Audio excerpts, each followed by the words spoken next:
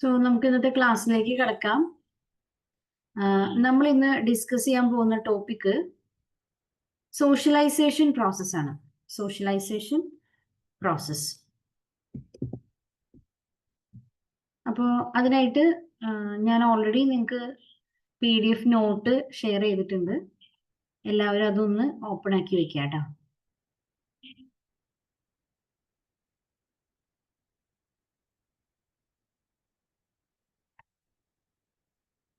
തന്നിരിക്കുന്ന PDF not ഒന്ന് open ആക്കി വെക്കുക.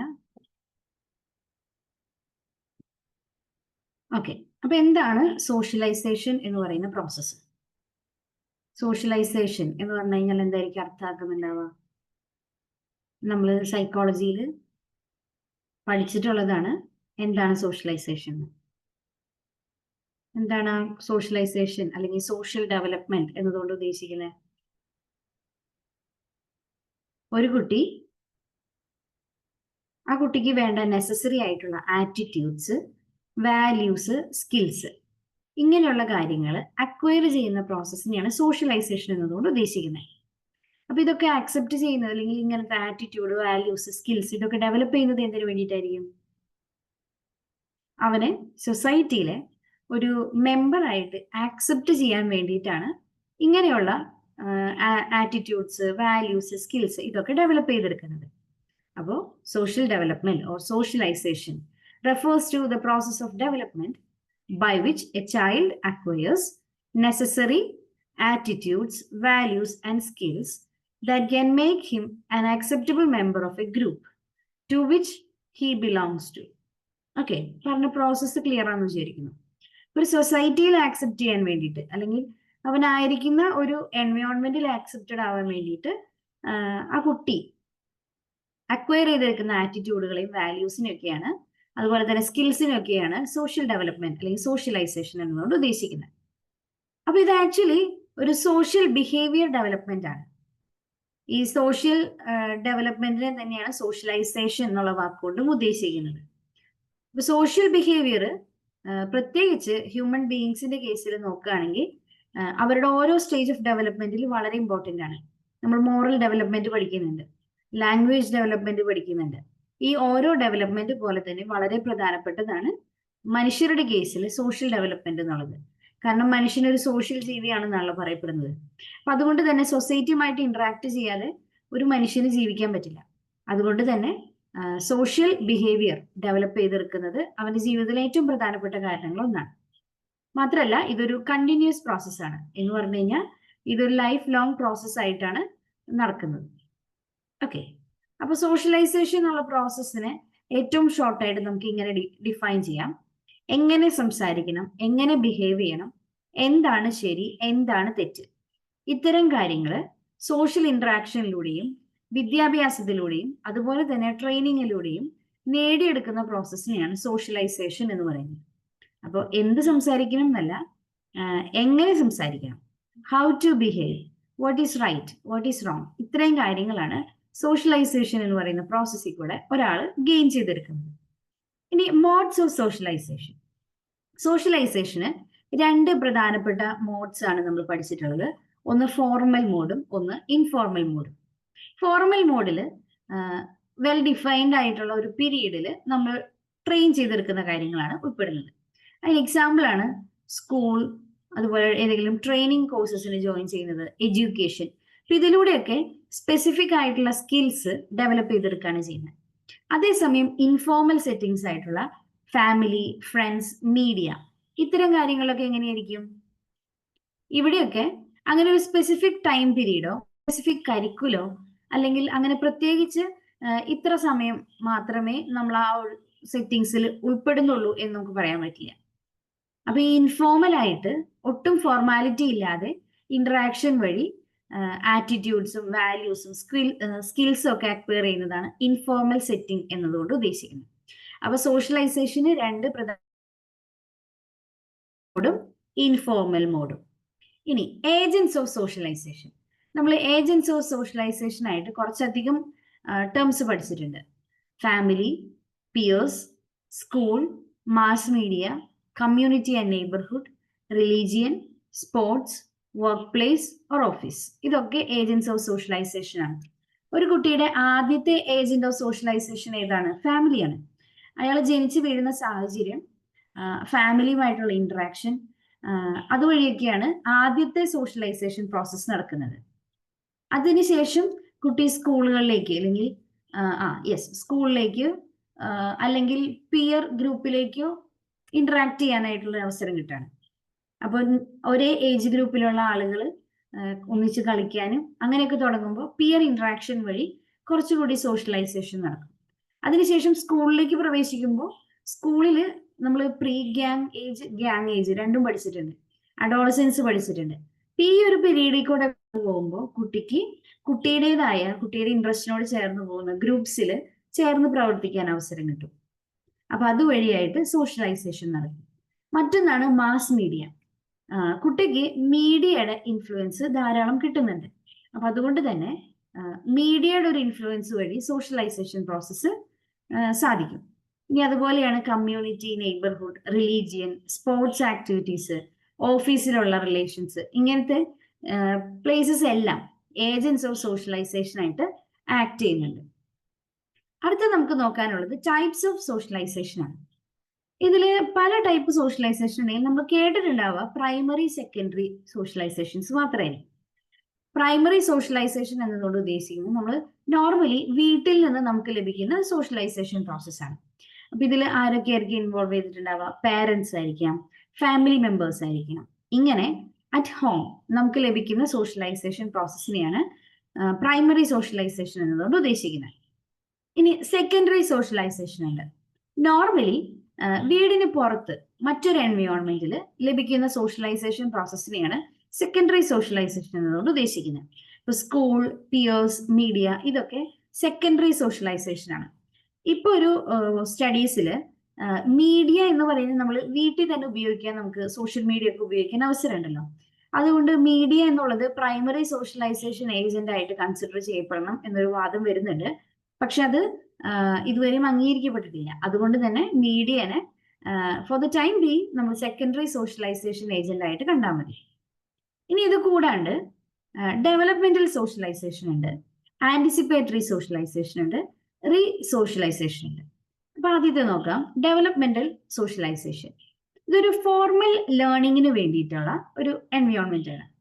അപ്പോൾ ഒരു സ്പെസിഫിക് സ്കിൽ ഡെവലപ്പ് ചെയ്യാൻ, ഫോർ എക്സാമ്പിൾ ഡോക്ടർ ആവാനായിട്ട് ഒരാൾ പഠിക്കാൻ പോവാണ് MBBSന്.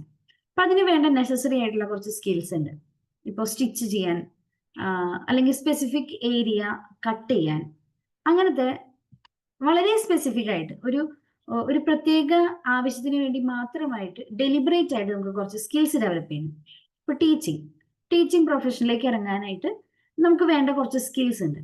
ആ സ്കിൽ സെറ്റ് ഡെവലപ്പ് ചെയ്യാൻ വേണ്ടിയിട്ട് നമ്മൾ എന്ത് ചെയ്യണം? ഒരു ഫോർമൽ ലേണിംഗ് എൻവയോൺമെന്റിലേക്ക് കടക്കുകയാണ്. അങ്ങനെയുള്ള സോഷ്യലൈസേഷനെയാണ് ഡെവലപ്മെന്റൽ സോഷ്യലൈസേഷൻ എന്നുകൊണ്ട് ഉദ്ദേശിക്കുന്നത്. അപ്പൊ അതൊരു ഫോർമൽ ആയിട്ടുള്ള ഒരു എൻവയോൺമെന്റ് ആയിരിക്കും, സ്കിൽസ് ഡെവലപ്പ് ചെയ്യാൻ വേണ്ടിയിട്ട് ഉള്ളതായിരിക്കും. അടുത്തതാണ് anticipatory socialisation. Practising or rehearsing behaviours for future relationships or interactions. For example നമുക്കിപ്പോൾ ഒരു സ്പീച്ച് പറയാം. അപ്പൊ അതിന് വേണ്ടിയിട്ട് നമ്മൾ എന്ത് ചെയ്യും?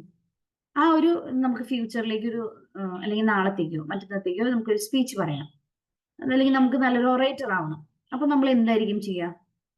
അങ്ങനെ ഒരു പ്രോസസ്സിൽ കൂടെ നമ്മൾ കടന്നു പോകണം എന്നുള്ളത് നമ്മൾ ആന്റിസിപ്പേറ്റ് ചെയ്യും. ആ ആന്റിസിപ്പേഷന് വേണ്ടിയിട്ട് നമ്മൾ എന്ത് ചെയ്യാണ്? പ്രാക്ടീസ് ചെയ്യോ റിഹേഴ്സ് ചെയ്യോ ചെയ്യും. അങ്ങനെയാണ് നമ്മുടെ സ്കിൽസ് ഡെവലപ്പ് ചെയ്ത് വരാം. അങ്ങനെ ഫ്യൂച്ചർ മുന്നിൽ കണ്ട് നമ്മൾ വർക്ക് ചെയ്ത് നമ്മുടെ സ്കിൽസ് ഡെവലപ്പ് ചെയ്തെടുക്കുന്നതിനെയാണ് ആന്റിസിപ്പേറ്ററി സോഷ്യലൈസേഷൻ എന്നതുകൊണ്ട് ഉദ്ദേശിക്കുന്നത്. അടുത്തൊരു ടേമാണ് resocialisation. Rejecting previous behaviour patterns and accepting or learning new ones. ഇതിന് ബെസ്റ്റ് എക്സാമ്പിൾ ആണ്, നമ്മളിപ്പോ ഇന്ത്യ എന്ന് പറയുന്ന രാജ്യത്താണ് ജനിച്ചതും വളർന്നതും ജീവിക്കുന്നതും. പെട്ടെന്ന് നമുക്കൊന്ന് മൈഗ്രേറ്റ് ചെയ്ത് മറ്റൊരു രാജ്യത്ത് പോകേണ്ടി വന്നു. അപ്പൊ നമ്മൾ മറ്റൊരു രാജ്യത്ത് ചെല്ലുമ്പോൾ നമ്മൾ ഇന്ത്യയിൽ ചെയ്തിരുന്ന പല പാറ്റേൺസും നമുക്ക് മാറ്റേണ്ടതായിട്ട് വരും. നമ്മൾ നാട്ടിലാണെങ്കിൽ വേസ്റ്റ് വലിച്ചെറിയും, അതുപോലെയുള്ള ആന്റി സോഷ്യൽ ആയിട്ടുള്ള കുറെ എലമെന്റ്സ് നമ്മുടെ കയ്യിലുണ്ടാവും. പക്ഷെ മറ്റൊരു രാജ്യത്ത് ചെല്ലുമ്പോൾ, കുറച്ചുകൂടി നിയമങ്ങൾ കർശനമായ ഒരു സ്ഥലത്ത് ചെല്ലുമ്പോൾ അതേ ബിഹേവിയർ നമുക്ക് എക്സ്പ്രസ് ചെയ്യാൻ പറ്റും? ഇല്ല. അപ്പൊ നമ്മൾ എന്ത് ചെയ്യും? നമ്മുടെ പഴയ ബിഹേവിയേഴ്സ് ഒക്കെ മാറ്റി പുതിയ സിറ്റുവേഷനുമായിട്ട് അഡ്ജസ്റ്റ് ചെയ്യാനായിട്ട് കുറച്ച് പുതിയ സോഷ്യലൈസേഷൻ അല്ലെങ്കിൽ പുതിയ സ്കിൽസ് നമ്മൾ അക്വയർ ചെയ്യും. ഈ ഒരു പ്രോസസ്സിനെയാണ് സോഷ്യലൈസേഷൻ എന്ന് പറയുന്നത്. ഇപ്പൊ നമ്മുടെ പഴയ ബിഹേവിയർ പാറ്റേൺസ് ഒക്കെ കളഞ്ഞ് പുതിയൊരു മനുഷ്യനായിട്ട് മാറാന്നൊക്കെ പറയില്ലേ, അങ്ങനെ പുതിയ സ്കിൽസ് ഡെവലപ്പ് ചെയ്തെടുക്കുന്നതിനെയാണ് സോഷ്യലൈസേഷൻ എന്ന വാക്കുകൊണ്ട് ഉദ്ദേശിക്കുന്നത്. ഇനി ഇൻഫ്ലുവൻസ് ഓഫ് സോഷ്യലൈസേഷൻ. സോഷ്യലൈസേഷൻ എന്തൊക്കെ കാര്യങ്ങളിലാണ് ഒരു കുട്ടീനെ ഇൻഫ്ലുവൻസ് ചെയ്യുന്നത്, അല്ലെങ്കിൽ എങ്ങനെയൊക്കെയാണ് ഇൻഫ്ലുവൻസ് ചെയ്യുന്നത്? ഒന്നാമത്തെ കാര്യമാണ് ഇമിറ്റേഷൻ. സ്പെഷ്യലി പിയർ ഗ്രൂപ്പ്സിന്റെ ഇൻഫ്ലുവൻസ് കുട്ടികളിൽ പെട്ടെന്ന് ഇമിറ്റേഷൻ ടെൻഡൻസി ഉണ്ടാക്കാറുണ്ട്. അല്ലെങ്കിൽ ഇപ്പോൾ പേരൻസ് എന്തെങ്കിലുമൊക്കെ വാക്കുകൾ പറയാണ്, സ്പെഷ്യലി സ്കൂളിലൊക്കെ പോയി തുടങ്ങുമ്പോൾ കുട്ടികൾ പെട്ടെന്ന് ആദ്യം പഠിച്ചെടുക്കുക കുറച്ച് ബാഡ് വേർഡ്സ് ആയിരിക്കും. അങ്ങനെയുള്ള ബാഡ് വേർഡ്സ് ഒക്കെ കുട്ടികൾ പഠിച്ചെടുക്കുന്നത് എങ്ങനെ? ഇമിറ്റേഷൻ വഴിയാണ്. നമ്മൾ ലാംഗ്വേജ് ഡെവലപ്മെന്റ് നടക്കുന്നത് ഇമിറ്റേഷൻ വഴിയാണ് പഠിച്ചിട്ടുണ്ട്. അതുപോലെ ഇമിറ്റേഷൻ വഴിയായിട്ട് കുട്ടികൾ പല കാര്യങ്ങളും സോഷ്യലൈസ്ഡ് ആവുന്നുണ്ട്. മറ്റൊന്നാണ് ഐഡന്റിഫിക്കേഷൻ. ഐഡന്റിഫിക്കേഷൻ എന്ന് പറഞ്ഞു കഴിഞ്ഞാൽ നമ്മുടെ റോൾ എന്താണെന്ന് ഐഡന്റിഫൈ ചെയ്ത് ആ റോളിന് വേണ്ടിയിട്ട് വർക്ക്ഔട്ട് ചെയ്യാം. ആ ഒരു പ്രോസസ്സിൽ കൂടെ സോഷ്യലൈസ്ഡ് ആവുന്നത്. Through suggestion, expressing sympathy, feeling empathy, acquiring language, ഈ പ്രോസസ്സുകളെല്ലാം സോഷ്യലൈസേഷൻ പ്രോസസ്സിനോട് ചേർന്ന് നടക്കുന്നതാണ്. ഇനി ഫീലിംഗ് എമ്പതി, ഒരു മുറിവേറ്റ ഒരാളോട് സഹാനുഭൂതി തോന്നുക, അതൊരു സോഷ്യലൈസേഷൻ പ്രോസസ്സിന്റെ ഭാഗമാണ്. അങ്ങനെ സോഷ്യലൈസ്ഡ് ആയ ഒരാൾക്ക് മറ്റൊരാളുടെ വേദന മനസ്സിലാവുള്ളൂ എന്ന് പറയാറുണ്ട്. എക്സ്പ്രസിംഗ് സിമ്പതി, ആവശ്യത്തിലിരിക്കുന്നവനെ സഹായിക്കാനായിട്ടുള്ള ഒരു മെന്റാലിറ്റി കുട്ടികൾ ഡെവലപ്പ് ചെയ്യുന്നത് സോഷ്യലൈസ്ഡ് ആവുമ്പോഴാണ്. ലാംഗ്വേജ് ഡെവലപ്പ് ചെയ്യുന്നത്, ഇതൊക്കെ സോഷ്യലൈസേഷന്റെ ഇൻഫ്ലുവൻസ് ആയിട്ട് നമുക്ക് പറയാം. ഇനി സോഷ്യലൈസേഷൻ ത്രൂ പ്ലേ, ഇങ്ങനെ ഒരു കോൺസെപ്റ്റ് ഉണ്ട്. കുട്ടികളിലെ ഗെയിമിംഗ് ടെൻഡൻസി അല്ലെങ്കിൽ പ്ലേ, അത് 6 സ്റ്റേജസിൽ കൂടെ നടക്കണമെന്നാണ് പറയപ്പെടുന്നത്. അതാണ് Mildred's pattern. Mildred patterns 6 stages of play. അതിലെ ആദ്യത്തെ സ്റ്റേജ് എന്ന് പറയുന്നത് അൺഒക്യുപ്പൈഡ് പ്ലേ എന്ന് പറഞ്ഞു കഴിഞ്ഞാൽ, തീരെ കുഞ്ഞായിരിക്കുമ്പോൾ കുട്ടിക്ക് കളിക്കാനൊക്കെ നമ്മൾ എന്തെങ്കിലും വലിയ ബോളോ അങ്ങനെ എന്തെങ്കിലും ഇട്ട് കൊടുത്തു കഴിഞ്ഞാലും കുട്ടിയുടെ ഫുൾ ബോഡീനെ കൺട്രോൾ ചെയ്യാനായിരിക്കും ശ്രമിക്കുക. ഇപ്പൊ ഒരു ഒബ്ജക്റ്റിനെ ചിലപ്പോൾ എടുക്കാനുള്ള, ഇങ്ങനെ വലിയ ഒബ്ജക്റ്റ് ആണെങ്കിലും ചെറിയ ഒബ്ജക്റ്റ് ആണെങ്കിലും ഇങ്ങനെ എടുക്കാനുള്ളൊരു പ്രാക്ടീസ് ആദ്യം വേണമല്ലോ. അപ്പൊ ആദ്യം അങ്ങനെ സ്വന്തം ബോഡി ഉപയോഗിച്ച് കളിക്കാനൊക്കെ എടുക്കുന്ന സാധനങ്ങളെ ഒന്ന് മയപ്പെടുത്തി എടുക്കാനാണ് ആദ്യത്തെ ശ്രമം. അതാണ് അൺഒക്യുപ്പൈഡ് പ്ലേയിൽ വരുന്നത്. അടുത്തൊരു സ്റ്റേജ് എന്ന് പറയുന്നത് കുട്ടി കുറച്ചുകൂടി ഒന്ന് ഡെവലപ്പ് ചെയ്ത് കഴിയുമ്പോൾ കളിപ്പാട്ടങ്ങളൊക്കെ ആയിട്ട് സ്വന്തമായിട്ട് കളിക്കാൻ തുടങ്ങും. Solitary play. സോളിറ്ററി പ്ലേയിൽ കുട്ടിയുടെ സാധനങ്ങളൊക്കെ ആയിട്ട് സ്വന്തമായിട്ട് കളിക്കുന്നു. ഇനി കുറച്ചുകൂടി ഡെവലപ്പ് ചെയ്ത് വരുമ്പോൾ ഓൺലുക്കർ പ്ലേയിലേക്ക് കിടക്കും. എന്ന് പറഞ്ഞു കഴിഞ്ഞാൽ അതേ ഏജ് ഗ്രൂപ്പിലുള്ള ആളുകളുമായിട്ട്, സിമിലർ ആയിട്ട് തോന്നുന്ന ആളുകളുമായിട്ട് അവരുമായിട്ട് കളിക്കാൻ ഏർപ്പെടുന്നു എന്നല്ല ഉദ്ദേശിക്കുന്നത്. അവരെന്താണോ ചെയ്യുന്നത് അത് ഇമിറ്റേറ്റ് ചെയ്യാൻ ശ്രമിക്കും. ഇപ്പൊ ഒരു കുട്ടി, അതേ പ്രായത്തിലുള്ള ഒരു കുട്ടി കാർ ഓടിച്ച് ഇങ്ങനെ ഉരുട്ടി കളിക്കുന്നത് കാണുകയാണെങ്കിൽ ഈ കുട്ടിക്കും എന്തിനുള്ള ടെൻഡൻസി ഉണ്ടാവും? കാർ ഇങ്ങനെ ഉരുട്ടി കാണിക്കാനുള്ള ടെൻഡൻസി ഉണ്ടാവും. ഇപ്പൊ പേരൻസ് ആരെങ്കിലും വണ്ടി ഓടിക്കുന്നത് കാണുകയാണെങ്കിൽ കുട്ടിയും എന്ത് ചെയ്യാൻ തുടങ്ങും? ഇമിറ്റേറ്റ് ചെയ്യാൻ തുടങ്ങും. അതാണ് ഓൺലുക്കർ പ്ലേ എന്ന് പറയുന്ന സ്റ്റേജ്. അടുത്തതാണ് പാരലൽ പ്ലേ. പാരലൽ പ്ലേ എന്ന് പറഞ്ഞു കഴിഞ്ഞാൽ ഒരേ ഏജിലുള്ളവര് ഒന്നിച്ചായിരിക്കും ഇരിക്കുക, കളിക്കാനൊക്കെ ഇരിക്കുക. പക്ഷെ ഒരു കുട്ടി രണ്ടാമത്തെ കുട്ടിയുമായിട്ട് കമ്പൈൻ ചെയ്തിട്ടായിരിക്കില്ല കളിക്കുക. ഇയാളുടെ കാര്യം നോക്കും, മറ്റേയാളുടെ കാര്യം നോക്കും. അങ്ങനെ കളികളുടെ ഇടയിൽ ഇവർ തമ്മിലൊരു ഇന്ററാക്ഷൻ ഒന്നും വരില്ല. പക്ഷെ പിയർ ഗ്രൂപ്പിൽപ്പെട്ട ഒരാളുമായിട്ട് അടുത്തടുത്തിരുന്നായിരിക്കും ഇവർ കളിക്കുക. പക്ഷെ രണ്ടുപേരും നമ്മൾ പറയാറില്ലേ, കൂട്ടത്തിലാണെങ്കിലും അവരവരുടെ സ്വന്തം രാജ്യത്താണ്, അല്ലെങ്കിൽ അവരവരുടെ ചിന്താഗതിയിലാണ്, അവരുടെ ലോകത്താണ്. അങ്ങനെയുള്ള ഗെയിമാണ് പാരലൽ പ്ലേയിൽ വരുന്നത്. മറ്റൊന്നാണ് അസോസിയേറ്റഡ് പ്ലേ. ഇവിടെയാണ് കുട്ടികൾ ഒരേ ഏജ് ഗ്രൂപ്പിലുള്ള ആളുകൾ ഒന്നിച്ച് കളിക്കാൻ തുടങ്ങുന്നത്. എന്ന് പറഞ്ഞു കഴിഞ്ഞാൽ ഇപ്പോ കഞ്ഞി പയറും ഒക്കെ വെച്ച് കളിക്കുന്ന, ചെറുപ്പത്തിൽ കളിക്കുന്ന ഗെയിംസ് ഉണ്ടല്ലോ, കള്ളനും പോലീസും കളിക്കുക, ഒളിച്ചു കളിക്കുക. അപ്പൊ ഒരു കോമൺ എയിമിന് വേണ്ടിയിട്ട് ഇവര് ഒന്നിച്ച് കളിക്കുകയാണ്. ഓക്കെ, അപ്പൊ അവിടെ ഒന്നിൽ കൂടുതൽ ആളുകളുമായിട്ട് അസോസിയേറ്റ് ചെയ്ത് പോകുന്നുണ്ട്. അപ്പോൾ ഇങ്ങനെയുള്ള ഗെയിംസ് ഒക്കെ വരുന്നത് കുറച്ചുകൂടി ഒന്ന് എൽഡർ ആകുമ്പോഴാണ്. അതിനുശേഷമാണ് കോർപ്പറേറ്റീവ് പ്ലേ വരുന്നത്. ഇപ്പൊ നമ്മളൊരു ക്രിക്കറ്റ് ടീം അല്ലെങ്കിൽ ഒരു ഫുട്ബോൾ ടീം, ഇതൊക്കെ വർക്ക് ചെയ്യുന്നത് ഒരു കോമൺ ഗോളിന് വേണ്ടിയിട്ടാണ്, കപ്പിന് വേണ്ടിയിട്ടാണ്. അപ്പൊ അങ്ങനെ പിയർ ഗ്രൂപ്പുമായിട്ട് ഒന്നിച്ച് കോമൺ ആയിട്ട് കളിക്കാൻ കിട്ടുന്ന അവസരങ്ങൾ കോർപ്പറേറ്റ് ചെയ്ത് ഡെവലപ്പ് ചെയ്യാനായിട്ട് ഇവർക്ക് ഹെൽപ്ഫുൾ ആണ്. അപ്പൊ ഈ ഒരു 6 സ്റ്റേജസിൽ നോക്കിക്കഴിഞ്ഞാൽ onlooker play, parallel play, associative play, cooperative play, ഈ 4 സ്റ്റേജസിലാണ് കുട്ടി സോഷ്യലൈസ്ഡ് ആവുന്നത്. ആദ്യത്തെ 2 സ്റ്റേജസ് ആയിട്ടുള്ള അൺഓക്യുപ്പൈഡ് പ്ലേയിലും സോളിറ്ററി പ്ലേയിലും കുട്ടി സോഷ്യലൈസേഷൻ എന്ന പ്രോസസ്സിൽ കൂടെ കടന്നു പോകുന്നില്ല.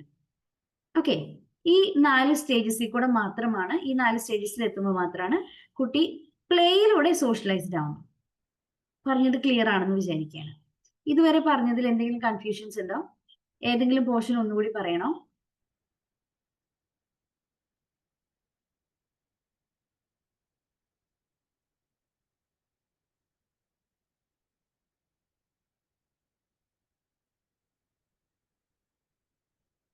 ഏതെങ്കിലും പോർഷൻ ഒന്നുകൂടി പറയണമെന്നുണ്ടെങ്കിൽ ഇപ്പൊ ചോദിക്കാം. ചിലപ്പോ സ്റ്റേജസ് ഓഫ് പ്ലേ ഒക്കെ പുതിയതായിട്ടായിരിക്കും കേൾക്കുന്നുണ്ടാവുക. സംശയങ്ങൾ എന്തെങ്കിലും ഉണ്ടോ? ഉണ്ടെങ്കിൽ ചാറ്റ് ബോക്സിൽ നിങ്ങൾക്ക് പറയാം. ക്ലിയർ ആണെങ്കിൽ ക്ലിയർ ആണെന്ന് പറഞ്ഞു കഴിഞ്ഞാൽ നമുക്ക് അടുത്ത സെക്ഷനിലേക്ക് കിടക്കാം.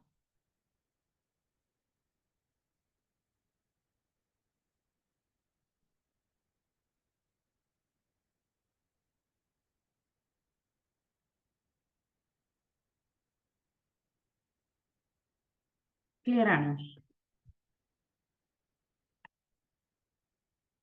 ഓക്കെ, അടുത്ത സെക്ഷനിലേക്ക് കിടക്കാണ്.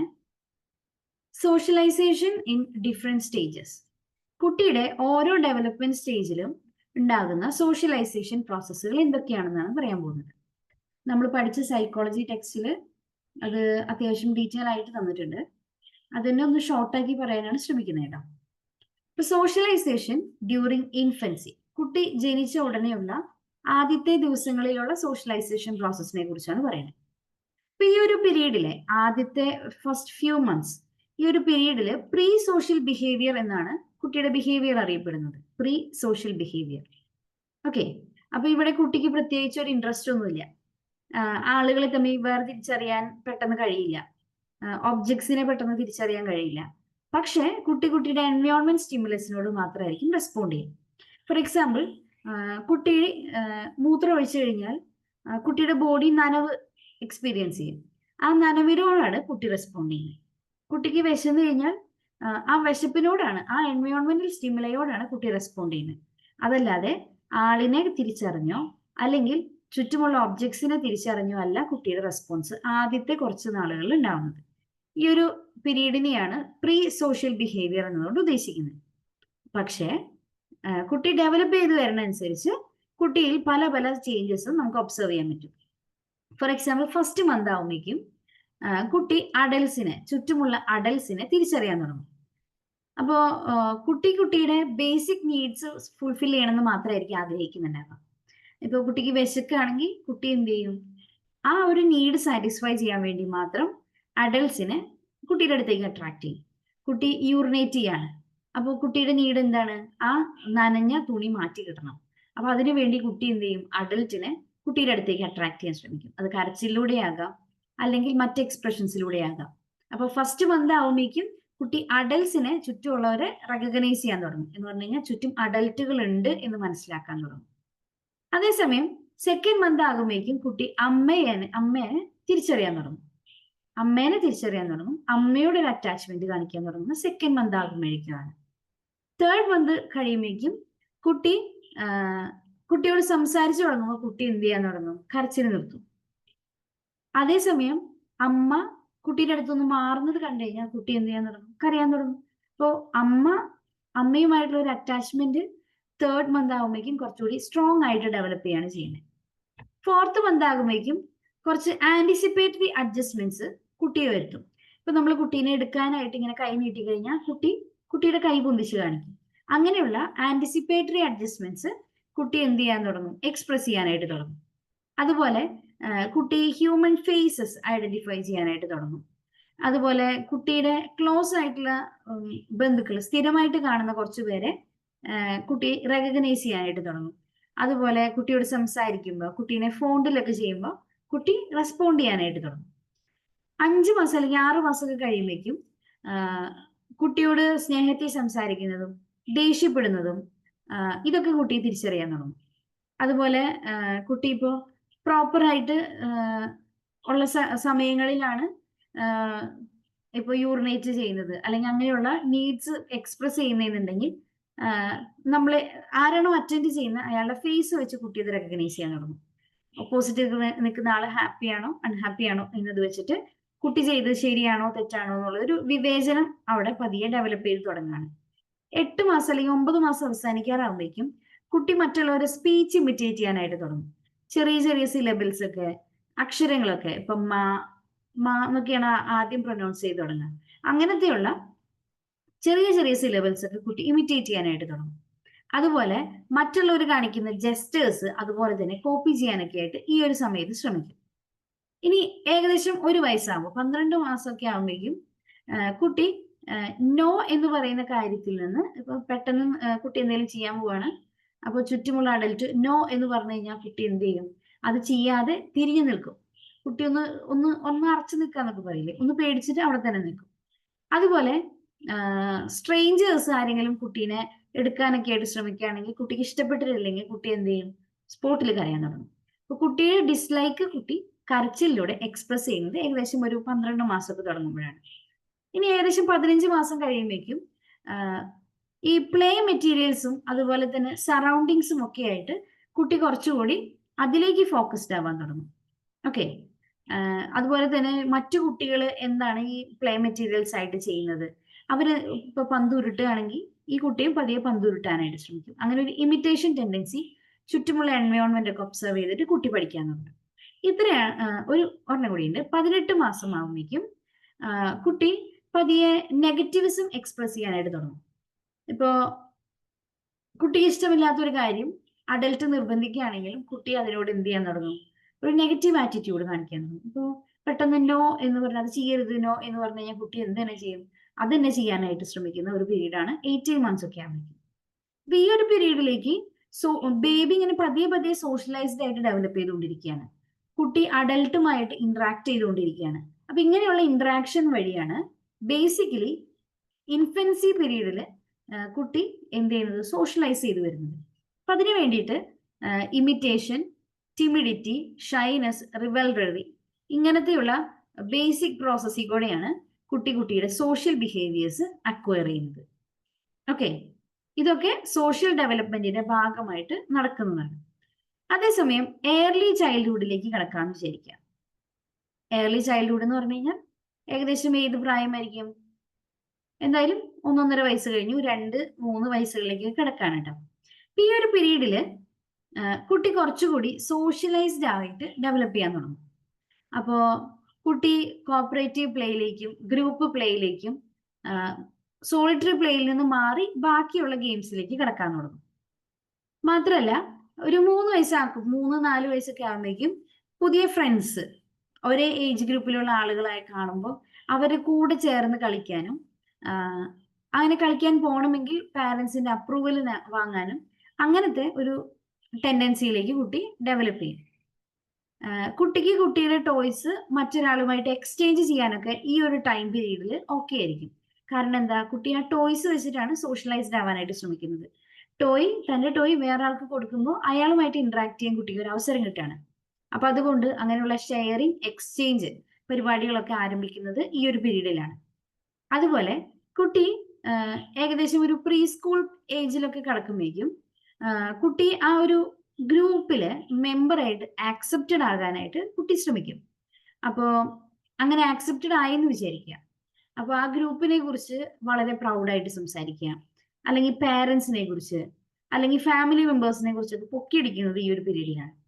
ഇപ്പോ മാമൻ പട്ടാളത്തിലാണ്, മാമൻ പോലീസിലാണ്, അല്ലെങ്കിൽ ഞാൻ ഇന്ന സ്ഥലത്തേക്ക് പോയി, അങ്കിളുടെ വീട് ഇന്ന സ്ഥലത്താണ് എന്നൊക്കെ പറഞ്ഞ് ഇങ്ങനെ കുട്ടികൾ വല്ലാണ്ട് വണ്ടനടിക്കാന്നൊക്കെ പറയില്ലേ, അങ്ങനെയുള്ള പരിപാടികളൊക്കെ സ്റ്റാർട്ട് ചെയ്യുന്നത് ഈ ഒരു പീരീഡിലാണ്. ഈ ഒരു പീരീഡില് കുട്ടി ഇങ്ങനെ വലിയ വലിയ കാര്യങ്ങൾ വീട്ടുകാരൊക്കെ വലിയ സംഭവമാണെന്നൊക്കെ വിചാരിക്കുന്നു. ഈ ഒരു പീരീഡിൽ അവരത് പറയുന്നത് എന്തിനു വേണ്ടിയിട്ടായിരിക്കും? ഒരു ഗ്രൂപ്പില് താൻ വലിയ സംഭവമാണ്, അപ്പോൾ തനിക്ക് അവിടെ ഒരു ആക്സെപ്റ്റൻസ് കിട്ടണം എന്നുള്ള ഒരു മൈൻഡിലാണ് കുട്ടി ഇതൊക്കെ ചെയ്യുന്നത്. ഇതൊക്കെ സോഷ്യലൈസേഷൻ പ്രോസസ്സിന്റെ ഭാഗമായിട്ട് നാച്ചുറലി നടക്കുന്ന കാര്യങ്ങളാണ്. ഇനി ഈ ഒരു പീരീഡ് ആവുമ്പോഴേക്കും കുട്ടിയുടെ സോളിറ്ററി പ്ലേ കംപ്ലീറ്റ്ലി സ്റ്റോപ്പ് ചെയ്തിട്ടുണ്ടാവും. കുട്ടി parallel play, associative play, cooperative play ഇങ്ങനെയുള്ള മറ്റു മേഖലകളിലേക്ക് കടന്നിട്ടുണ്ടായിരിക്കും. ഇനി ഏകദേശം 5th പീരീഡ് ആകുമ്പോഴേക്കും 5 വർഷമൊക്കെ ആകുമ്പോഴേക്കും കോപ്പറേറ്റീവ് പ്ലേ നല്ലോണം ഡൊമിനന്റ് ആവും. അപ്പൊ അതിലൊരു ചെറിയ ഗ്രൂപ്പിൽ കളിക്കാനും അതൊരു കോമൺ ഫോക്കസിൽ അങ്ങനെ ടീമായിട്ട് കളിക്കാനൊക്കെ ആയിട്ട് ഇവര് സ്റ്റാർട്ട് ചെയ്യാൻ തുടങ്ങും. അതുപോലെ ഈ ഒരു ഗ്രൂപ്പ് ലൈഫിലേക്ക് കുട്ടിക്ക് പരസ്പരം അവര് അഡ്ജസ്റ്റഡ് ആവാൻ തുടങ്ങും. എന്ന് പറഞ്ഞു കഴിഞ്ഞാൽ പുതിയൊരാൾ വന്നു കഴിഞ്ഞാൽ അയാളെ ഈ ഗ്രൂപ്പിലേക്ക് ആഡ് ചെയ്യാനും അവർ തമ്മിൽ ഒന്ന് അഡ്ജസ്റ്റഡ് ആവാനൊക്കെ ഇവര് തന്നെ മുൻകൈ എടുക്കും. അപ്പൊ ആ പ്ലേ എന്ന് പറയുന്ന കോപ്പറേറ്റീവ് പ്ലേ എന്ന് പറയുന്നത് ഇങ്ങനത്തെ കാര്യങ്ങൾക്കൊക്കെ കുട്ടീനെ ഹെൽപ്പ് ചെയ്യുന്നുണ്ട്. ഇനി അത് കൂടാണ്ട്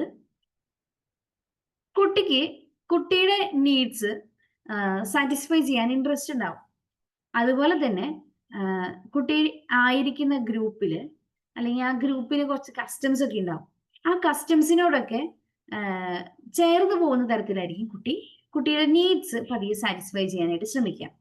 അതുപോലെ ഫാമിലിയോടൊരു ബിലോങ്ങിങ്നെസ് കാണിക്കുന്നത് ഈ ഒരു പീരീഡിലാണ്. കുട്ടി പോകുന്ന നെയ്ബർഹുഡ്സ്, കുട്ടി പോകുന്ന നഴ്സറി സ്കൂൾ, ഇതിനോടൊക്കെ കുട്ടിക്ക് ഒരു belongingness, sense of belongingness develop ചെയ്യുന്നുണ്ട്. ഇനി അതുപോലെ കോൺസെപ്റ്റ് ഓഫ് റൈറ്റ്, റോങ്, ഇതാണ് ശരി, ഇതാണ് തെറ്റ്, ഇങ്ങനത്തെ കാര്യം കുട്ടി പഠിക്കുന്നത് അഡൽട്ടിനെ ഒബ്സർവ് ചെയ്തിട്ടാണ്. അപ്പൊ അഡൽട്ട് ഒരു കുട്ടിയുടെ കയ്യിലുള്ള വേസ്റ്റ് ബിന്നിൽ ഇടാൻ പഠിപ്പിക്കുകയാണെങ്കിൽ അതാണ് ശരി എന്നാണ് കുട്ടി വിചാരിക്കുക. അപ്പോൾ പുറത്തേക്ക് വലിച്ചെറിയുന്നത് കാണുമ്പോൾ കുട്ടി എന്ത് വിചാരിക്കും? അത് റോങ് ആണ്, ചെയ്യുന്ന ശരി എന്താണ്? വേസ്റ്റ് ബാസ്കറ്റിൽ ഇടുന്നതാണ്. അപ്പോൾ അഡൽട്സിന്റെ കയ്യിൽ നിന്ന് ഒരു അപ്രീസിയേഷൻ കൂടി കിട്ടുകയാണെങ്കിലോ ഈ ഒരു പീരീഡിൽ കറക്റ്റ് ആയിട്ട് അവര് ശരി ഏതാണ് തെറ്റാണ് ഏതാണെന്ന് കൃത്യമായിട്ട് മനസ്സിലാക്കും.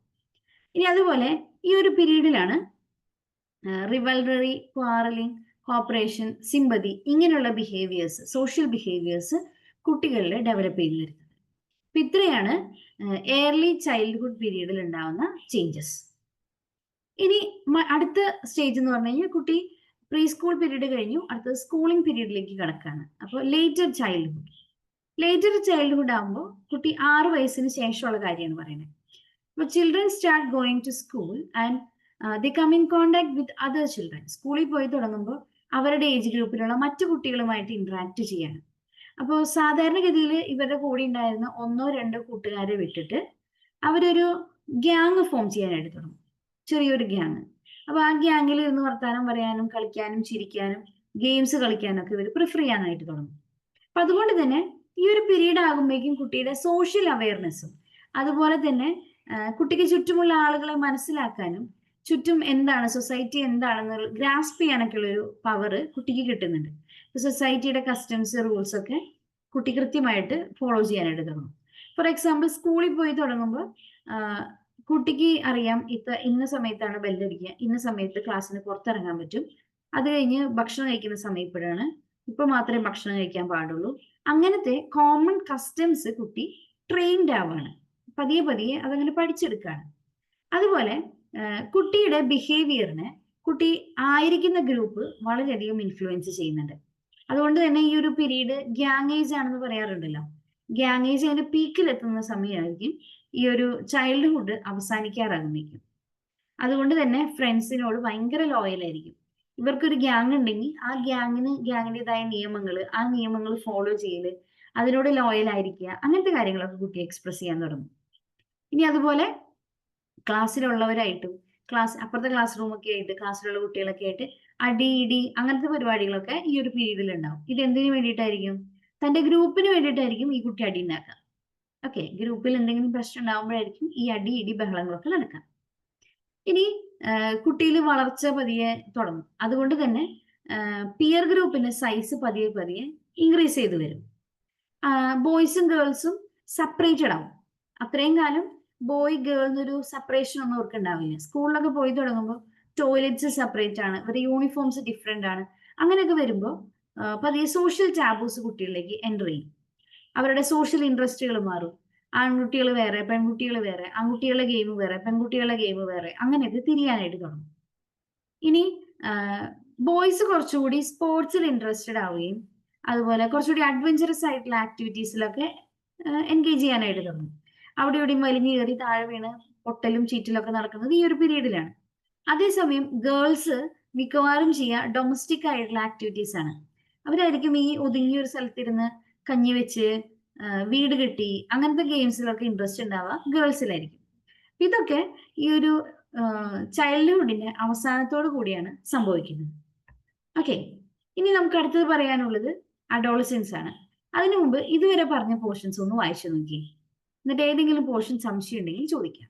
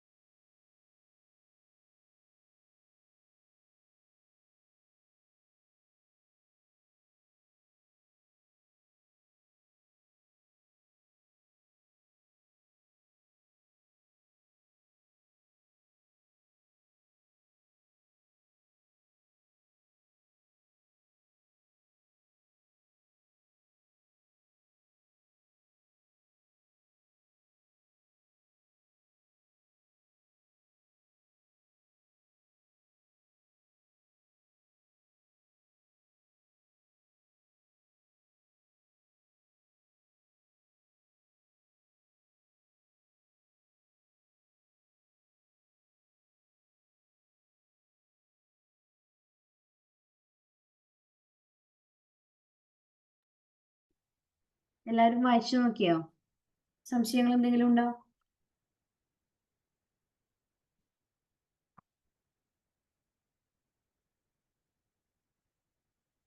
ക്ലിയർ ആണെന്നുണ്ടെങ്കിൽ നമുക്ക് അടുത്ത സെക്ഷനിലേക്ക് കിടക്കാം. അടുത്ത നമുക്ക് പറയാനുള്ളത് സോഷ്യൽ ഡെവലപ്മെന്റ് ഡ്യൂറിങ് അഡോളസൻസ്. നമുക്കറിയാം അഡോളസൻസ് എന്ന് പറയുന്നത് 12 വയസ്സ് തുടങ്ങി ഏകദേശം ഒരു 14 ഒരു 19, 19 ആ ടീൻ വരെ നമുക്ക് ഇതിൽ ഉൾപ്പെടുത്താവുന്നതാണ്. ഓക്കെ, അതിൽ പ്രീ അഡോളസൻസ് പീരീഡ് ഉണ്ട്. പ്രീ അഡോളസൻസ് പീരീഡിലാണ് നമ്മളതിനെ 12 to 14 എന്ന് വിശേഷിപ്പിക്കാം. ടോട്ടൽ അഡോളസൻസ് പീരീഡ് ഒരു 12 to 19 ഉണ്ടെങ്കിലും പ്രീ അഡോളസൻസ് പീരീഡ് 12 to 14 ഉണ്ടാവും. ഈ ഒരു പീരീഡ് ആകുമ്പോഴേക്കും കുട്ടിയുടെ ഗ്യാങ് ഭയങ്കര ശക്തി പ്രാപിക്കും. സോഷ്യൽ ഡെവലപ്മെന്റിൽ ഏറ്റവും കൂടുതൽ റോള് ഈ ഒരു ഗ്യാങ്ങിനുണ്ട് തന്നെ. ഓക്കെ, അപ്പൊ ഈ ഒരു പീരീഡിൽ ഉണ്ടാവുന്ന ഗ്യാങ്ങുകൾ അവർക്ക് സ്വന്തമായിട്ട് കീവേഡ്സ്, പാസ്വേഡ്സ്, ബാഡ്ജസ് അല്ലെങ്കിൽ റൂൾസ്, അവർക്ക് മാത്രമായിട്ടുള്ള ചില മീറ്റിംഗ് പ്ലേസസ് ഇതൊക്കെ ഉണ്ടായിരിക്കും. അത് ഈ ഒരു ഗ്യാങ് ഏജിന്റെ പ്രത്യേകതയാണ്. അതുപോലെ കുട്ടി കുറച്ചുകൂടി ഫ്രീഡം എക്സ്പീരിയൻസ് ചെയ്യാൻ തുടങ്ങും. മാത്രമല്ല കുട്ടിയുടെ ഗ്രൂപ്പിന്റെ ലീഡർ എന്താണോ പറയാ അതായിരിക്കും കുട്ടി അനുസരിക്കുക. ഈ ഒരു പീരീഡില് കുട്ടിക്ക് കുറച്ചുകൂടി സോഷ്യൽ വാല്യൂസ് അറ്റൈൻ ചെയ്യാനായിട്ട് അവസരം കിട്ടുന്നുണ്ട്. അതെങ്ങനെയാണെന്ന് വെച്ച് കഴിഞ്ഞാൽ കുട്ടിയുടെ ഗ്യാങ്ങുമായിട്ട് എപ്പോഴും ഇന്ററാക്ട് ചെയ്യാണ്. അപ്പൊ അത് സോഷ്യലി ഡിസൈറബിൾ ഗ്രൂപ്പ് ആയിട്ട് ഡെവലപ്പ് ചെയ്ത് വരുന്ന ഒരു ഗ്യാങ് ആണെന്നുണ്ടെങ്കിൽ കുറച്ചുകൂടി നല്ല പോസിറ്റീവ് വാല്യൂസ് കുട്ടിക്ക് കിട്ടും. ഹൈലി ഡിസൈറബിൾ ആയിട്ടുള്ള, ഫോർ എക്സാമ്പിൾ സ്പോർട്സിൽ അല്ലെങ്കിൽ ഏതെങ്കിലും ഹോബീസ് ഡെവലപ്പ് ചെയ്യുന്നത്, ഇതൊക്കെ ഡെവലപ്പ് ചെയ്യുന്നത് ഈ ഒരു പീരീഡിലാണ്. അത് അവരുടെ ഗ്യാങ്ങിന്റെ ഇൻഫ്ലുവൻസ് ഈ ഒരു കാര്യത്തിൽ ഭയങ്കരമായിട്ടുണ്ട്. അതേസമയം ചില ഗ്യാങ്ങുകൾ ചിലപ്പോൾ ആന്റി സോഷ്യൽ ബിഹേവിയേഴ്സിലേക്ക് കിടക്കാം. അപ്പോൾ സ്കൂളിലെ സാധനങ്ങളൊക്കെ തല്ലിപ്പൊളിക്കുക, ലോ ആൻഡ് ഓർഡറിനെ ചോദ്യം ചെയ്യുക, എന്തെങ്കിലും ഒരു നിയമം പറഞ്ഞു അത് അനുസരിക്കാതിരിക്കുക, അതുപോലെ ഗാംബ്ലിംഗ്, പെറ്റി സ്റ്റീലിംഗ് എന്ന് പറഞ്ഞാൽ ചെറിയ ചെറിയ സാധനങ്ങളൊക്കെ അടിച്ചു മാറ്റുക, കൂട്ടം കൂടി ഇടി ഉണ്ടാക്കുക. പിന്നെ ഈ ഒരു പീരീഡ് ആകുമ്പോഴേക്കും സ്മോക്കിംഗ് അതൊക്കെ തുടങ്ങാൻ ഒരു ടെൻഡൻസി. അതുപോലെ ചുമ്മാ ഇങ്ങനെ അലഞ്ഞു തിരിഞ്ഞ് നടക്കുക, ബെല്ലടിക്കുമ്പോൾ ക്ലാസ്സിൽ കയറാതിരിക്കുക, അതൊക്കെ അവരുടെ ഒരു ഗ്യാങ്ങിന്റെ ഒരു പൊതു സ്വഭാവമാണ്. അങ്ങനെയുള്ള ആന്റി സോഷ്യൽ ബിഹേവിയേഴ്സും ചിലപ്പോൾ ഡെവലപ്പ് ചെയ്യാൻ ചാൻസ് ഉണ്ട്. അത് അവരുടെ ഗ്യാങ്ങിന്റെ നേച്ചർ അനുസരിച്ചായിരിക്കും മാറാം. അറ്റ് ദി സെയിം ടൈം ചില ഗ്യാങ്ങുകൾ എന്ത് ചെയ്യും, പോസിറ്റീവായിട്ട് മാറാറുണ്ട്. എന്ന് പറഞ്ഞു കഴിഞ്ഞാൽ തൊട്ട് മുമ്പ് പറഞ്ഞ പോലെ സ്പോർട്സ്, ഹോബീസ്, ഇങ്ങനെയുള്ള നല്ല കാര്യങ്ങൾ ഡെവലപ്പ് ചെയ്യാനും ചില ഗ്യാങ്ങുകൾ ഹെൽപ്പ് ചെയ്യാറുണ്ട്. അതുകൊണ്ട് തന്നെ ഈ ഒരു പീരീഡിൽ ഗ്യാങ് വളരെ ഇമ്പോർട്ടന്റ് ആണ്. അതെന്തുകൊണ്ടാണെന്ന് വെച്ച് കഴിഞ്ഞാൽ ഇവരുടെ ഉള്ളിൽ ഒരു ലീഡർഷിപ്പ് ഡെവലപ്പ് ചെയ്യാനായിട്ട് ഈ പീരീഡിലായിരിക്കും ഏറ്റവും കൂടുതൽ ഹെൽപ്പ് ചെയ്യാം. ഇപ്പൊ ഗ്യാങ്ങിന്റെ ലീഡറിന് ഡിസിഷൻസ് എടുക്കാനും കുട്ടികളെ അവന്റെ ഗ്യാങ്ങിലുള്ള ആളുകളെ ഒന്ന് കൺട്രോൾ ചെയ്യാനൊക്കെ ഉള്ള ഒരു എബിലിറ്റി കിട്ടാണ്. മാത്രമല്ല ഗ്രൂപ്പിലുള്ളവർ എന്ത് ചെയ്യുന്ന വെച്ച് കഴിഞ്ഞാൽ ലീഡർ എന്താണോ ചെയ്യുന്നത് ലീഡറെ ഇമിറ്റേറ്റ് ചെയ്യാനും തുടങ്ങും. അപ്പൊ അങ്ങനെ ഒരു ഡെവലപ്മെന്റ്, സോഷ്യൽ ഡെവലപ്മെന്റ് ഈ ഒരു പീരീഡിൽ കാര്യമായിട്ട് നടക്കുന്നുണ്ട്. ഇനി അതുപോലെ ഫോളോവേഴ്സിന് പൊതുവെ ലീഡറെക്കാളും ഫിസിക്കൽ സ്ട്രെങ്ത് കുറച്ച് കുറവായിരിക്കും. അപ്പൊ അതുകൊണ്ട് തന്നെ ലീഡർ കോപ്പറേറ്റ് ചെയ്ത് പോയാലാണ് മറ്റ് അടിയിടി പ്രശ്നങ്ങൾ എന്തെങ്കിലും ഉണ്ടാകുമ്പോൾ കുട്ടിക്ക് പിടിച്ചെടുക്കാൻ പറ്റുള്ളൂ. അപ്പൊ അതുകൊണ്ട് തന്നെ ഫിസിക്കൽ സ്ട്രെങ്ത്, ഇപ്പൊ ലീഡറെ പോലെ എന്റെ ഫിസിക്കൽ സ്ട്രെങ്ത് കുറച്ചുകൂടി ഡെവലപ്പ് ചെയ്യണം, അങ്ങനെയൊക്കെ ആഗ്രഹം ഉണ്ടാവുക ഈ ഒരു പീരീഡിലാണ്. അതേസമയം ഈ ലേറ്റർ അഡോളസൻസ്, ഒരു 15-19 വയസ്സ്, ഈ ഒരു പീരീഡ് കിടക്കുമ്പോഴേക്കും സെൽഫ് അസേർട്ടീവ്നെസ് ഭയങ്കരമായിട്ട് കൂടും. അതുപോലെ തന്നെ സ്നോബിഷ്നെസ് എന്ന് പറഞ്ഞാൽ എന്താ മീനിങ്? സ്നോബിഷ്നെസ് എന്താ മീനിങ്? അഹങ്കാരം എന്നൊക്കെ നമ്മൾ പറയില്ലേ, ഭയങ്കര ജാടയൊക്കെ ഡെവലപ്പ് ചെയ്ത് വരുന്ന ഒരു പീരീഡാണ്. പഠിപ്പിക്കുന്ന അധ്യാപകരോടൊക്കെ റൂഡായിട്ട് ബിഹേവ് ചെയ്യുന്നത് ഈ ഒരു 15-19 വയസ്സിലാണ്. ഗ്രൂപ്പ് ലോയൽറ്റിയാണ് ഈ ഒരു പീരീഡിൽ ഏറ്റവും കൂടുതൽ ഉണ്ടാവുക. എന്ന് പറഞ്ഞു കഴിഞ്ഞാൽ ഗ്യാങ് എന്താണോ തീരുമാനിക്കുക, ഗ്യാങ്ങിന്റെ പൊതുവായിട്ട് ഇപ്പൊ സൊസൈറ്റിയോടുള്ള ആറ്റിറ്റ്യൂഡ്, സ്കൂളിനോടുള്ള ആറ്റിറ്റ്യൂഡ്, പൊളിറ്റിക്കൽ ആറ്റിറ്റ്യൂഡ്, ഇതൊക്കെ കുട്ടിയിലും കാര്യമായിട്ട് ഇൻഫ്ലുവൻസ് ഉണ്ടാക്കും. അതുപോലെ തന്നെ ഗ്രൂപ്പ് റിലേഷൻസ് ആയിരിക്കും ഇവിടെ ഏറ്റവും കൂടുതൽ ഇവർ ഇമ്പോർട്ടൻസ് കൊടുക്കുക. കോപ്പറേഷൻ ആണെങ്കിൽ അതിന്റെ അങ്ങേയറ്റായിരിക്കും. ഇപ്പൊ എക്സാമിനൊക്കെ ഏറ്റവും കൂടുതൽ കോപ്പിയടികളൊക്കെ പിടിക്കുന്നത് ഏത് ഗ്രൂപ്പിലാണ്? ഈ ഒരു പീരീഡിലാണ്. അപ്പൊ അപ്പുറത്തെ ആളുടെ നോക്കി എഴുതുക, ഇവരുടെ ആവശ്യങ്ങൾക്ക് മാത്രമുള്ള ചില സഹകരണങ്ങളൊക്കെ ഈ ഒരു പീരീഡിലായിരിക്കും ഡെവലപ്പ് ചെയ്യാം. മാത്രമല്ല കുട്ടികളുടെ സമാന ഇൻട്രസ്റ്റ് ഉള്ള ആളുകളെയാണ് ഇവർ ഈ ഒരു പീരീഡിൽ ഗ്രൂപ്പായിട്ട് മാറാം. ഫോർ എക്സാമ്പിൾ ക്രിക്കറ്റിന് ഇൻട്രസ്റ്റ് ഉള്ള ആളുകളാണെങ്കിൽ അവരെല്ലാവരും ഒരേ ഗ്രൂപ്പിൽ വരും. അല്ലെങ്കിൽ കുറച്ച് ഫിസിക്കലി ഫിറ്റ് ആവാൻ ആഗ്രഹിക്കുന്ന ആളുകളാണെങ്കിൽ അവരെല്ലാം ഒരു ഗ്രൂപ്പിൽ വരും. എന്നിട്ട് ചെറിയ ചെറിയ വർക്കൗട്ട്സ് അങ്ങനത്തെ കാര്യങ്ങളൊക്കെ പതിയെ അവർ ചെയ്തു തുടങ്ങും. അതുപോലെ വീക്കായിട്ടുള്ള ആളുകളോട് ചെറിയ സിമ്പതി ഡെവലപ്പ് ചെയ്യാനും, ചിലർക്ക് ഈ ഓവർ ആയിട്ടുള്ള റൂഡ്നെസ് കാരണം വീക്കായ ആളുകളെ വല്ലാണ്ട് ഉപദ്രവിക്കുന്നതും ഒക്കെ ഈ ഒരു പീരീഡിലാണ്. അപ്പൊ അതുകൊണ്ട് തന്നെ പരസ്പരം സോഷ്യൽ ജസ്റ്റിസ് അല്ലെങ്കിൽ സോഷ്യൽ ഇൻജസ്റ്റിസിനൊക്കെ എതിരെ പോരാടണം എന്നൊക്കെ പറഞ്ഞ് അങ്ങനെ ഒരു സ്പിരിറ്റ് കുട്ടികളിൽ ഉണ്ടാവുന്നത് ഈ ഒരു പീരീഡിലാണെന്ന് പറയും. അതുപോലെ സോഷ്യൽ ഡെവലപ്മെന്റ് അതിന്റെ മാക്സിമം പീക്കിലെത്തുക ഈ ഒരു പീരീഡിലാണ്. കാരണം ഇവരുടെ ഫ്രണ്ട്ഷിപ്സ് ഭയങ്കരമായിട്ട് വൈഡൻ ചെയ്യും. ആ വൈഡൻ ചെയ്യുന്നതോടുകൂടി കുട്ടിയുടെ ആറ്റിറ്റ്യൂഡ്സും ബാക്കി വാല്യൂസും ഒക്കെ പതിയെ പതിയെ മാറാൻ തുടങ്ങും. ഇനി ഈ കുട്ടിയുടെ ഫ്രണ്ട്സിനെ ചൂസ് ചെയ്യുന്നത് എങ്ങനെയായിരിക്കും? അവനവന്റെ മെന്റൽ സ്റ്റാറ്റസ് അല്ലെങ്കിൽ സോഷ്യോ ഇക്കണോമിക് സ്റ്റാറ്റസ് അല്ലെങ്കിൽ കമ്പയറബിൾ ഫാമിലി ബാക്ക്ഗ്രൗണ്ട് അല്ലെങ്കിൽ വരുന്ന ഏരിയ, ഇതൊക്കെ നോക്കിയിട്ടായിരിക്കും ഇവര് പതിയെ പതിയെ ഗ്രൂപ്പ്സ് ആയിട്ട് മാറാനായിട്ട് തുടങ്ങുക. അതുപോലെ കോമൺ ഇൻട്രസ്റ്റ് ഉള്ളവര്, ചൈൽഡ്ഹുഡ് ഫ്രണ്ട്സ്, ഇങ്ങനെയൊക്കെയുള്ളവര് പതിയെ പതിയെ അവരുടേതായ ഒരു ഗ്യാങ് ഡെവലപ്പ് ചെയ്യാനായിട്ട് തുടങ്ങും. പിന്നെ ഈ ഒരു പീരീഡിലായിരിക്കും ഓപ്പോസിറ്റ് സെക്സിനോട് അട്രാക്ഷൻ തോന്നി തുടങ്ങുന്നത്. അതുകൊണ്ട് തന്നെ ഈ ഒരു പീരീഡിൽ സോഷ്യൽ ബിഹേവിയറിൽ കാര്യമായ മാറ്റം നമുക്ക് ഒബ്സർവ് ചെയ്യാനായിട്ട് പറ്റും. ഇനി ഒരു ഇൻഡിവിജ്വൽ എങ്ങനെയാണ് സൊസൈറ്റിയിൽ ബിഹേവ് ചെയ്യേണ്ടത്, ഏതാണ് നല്ല മാനേഴ്സ്, ഏതൊക്കെയാണ് എക്സ്പ്രസ് ചെയ്യാൻ പാടില്ലാത്ത കാര്യങ്ങൾ, ഇതൊക്കെ ഏത് സമയത്തായിരിക്കും കുട്ടി ലേൺ ചെയ്യാനായിട്ട് തുടങ്ങുക. അപ്പൊ ഏകദേശം ഈ അഡോളസൻസ് കഴിയുന്നതോടുകൂടി കുട്ടി ഒരു അഡൽട്ട് ഫേസിലേക്ക് കടക്കുകയാണല്ലോ. അതുകൊണ്ട് തന്നെ കുട്ടി കുറച്ചുകൂടി സോഷ്യലൈസേഷനിൽ ടു ദ പീക്ക് കുട്ടി റീച്ച് ചെയ്തു എന്ന് പറയാം. ഇനി ഏതൊക്കെ ഫാക്ടേഴ്സ് ആണ് സോഷ്യലൈസേഷനെ ഇൻഫ്ലുവൻസ് ചെയ്യുന്നത്? നമ്മൾ ഫിസിക്കൽ ഫാക്ടേഴ്സ് പറയാറുണ്ട്. ആദ്യം നമ്മൾ പഠിക്കുന്നത് പേഴ്സണൽ ഫാക്ടേഴ്സ് ആണ്. പേഴ്സണൽ ഫാക്ടേഴ്സിൽ ഫിസിക്കൽ ഫാക്ടർ ഉണ്ട്, മെന്റൽ ഫാക്ടർ ഉണ്ട്, ഇമോഷണൽ ഫാക്ടർ ഉണ്ട്. എന്തൊക്കെയാണ് ഈ 3 ഫാക്ടേഴ്സ്? ഫിസിക്കൽ ഫാക്ടർ എന്ന് പറഞ്ഞാൽ എന്തായിരിക്കും? ഫോർ എക്സാമ്പിൾ, ഒരു കുട്ടി ഭയങ്കര ഹെൽത്തിയാണ്, നോർമൽ ഫിസിക് ഒക്കെയുള്ള ഒരു കുട്ടിയാണെന്ന് വിചാരിക്കാം. ആ കുട്ടിയിൽ ഒരു സെൽഫ് കോൺഫിഡൻസ് ഡെവലപ്പ് ചെയ്യും, ഒരു സെൽഫ് റെസ്പെക്ട് ഡെവലപ്പ് ചെയ്യും. അതുപോലെ തന്നെ കുട്ടിയുടെ സ്ട്രെങ്ത് ചലഞ്ചിങ് ആയ സിറ്റുവേഷൻസിൽ അവർക്ക് പോസിറ്റീവ് ആയിട്ടുള്ള യൂസ് ആക്കി മാറ്റും. ഇപ്പൊ എന്തെങ്കിലും പെട്ടെന്നൊരു ആവശ്യം വന്നു, ഫോർ എക്സാമ്പിൾ എന്തെങ്കിലും ഇപ്പോൾ നമ്മൾ കാണാറുണ്ട്, ഈ ഒരു പീരീഡിൽ ഡെസ്കും ബെഞ്ചൊക്കെ എടുത്ത് മാറ്റിയിടാനൊക്കെ കുറച്ച് ഫിസിക്കലി ഫിറ്റ് ആയ ആളുകൾ ഭയങ്കരമായിട്ട് മുന്നിട്ട് വരും. കാരണം എന്താ? അവർ ഫിറ്റ് ആണെന്ന് അവർക്കറിയാം, അവർക്കത് ഹാൻഡിൽ ചെയ്യാൻ പറ്റുന്ന അവർക്കറിയാം. അപ്പൊ അങ്ങനെ ഒരു ഫിസിക്കൽ ഫാക്ടർ എന്തിൽ ഇൻഫ്ലുവൻസ് ചെയ്യുന്നുണ്ട്? സോഷ്യലൈസേഷൻ പ്രോസസ്സിൽ ഇൻഫ്ലുവൻസ് ചെയ്യുന്നുണ്ട്.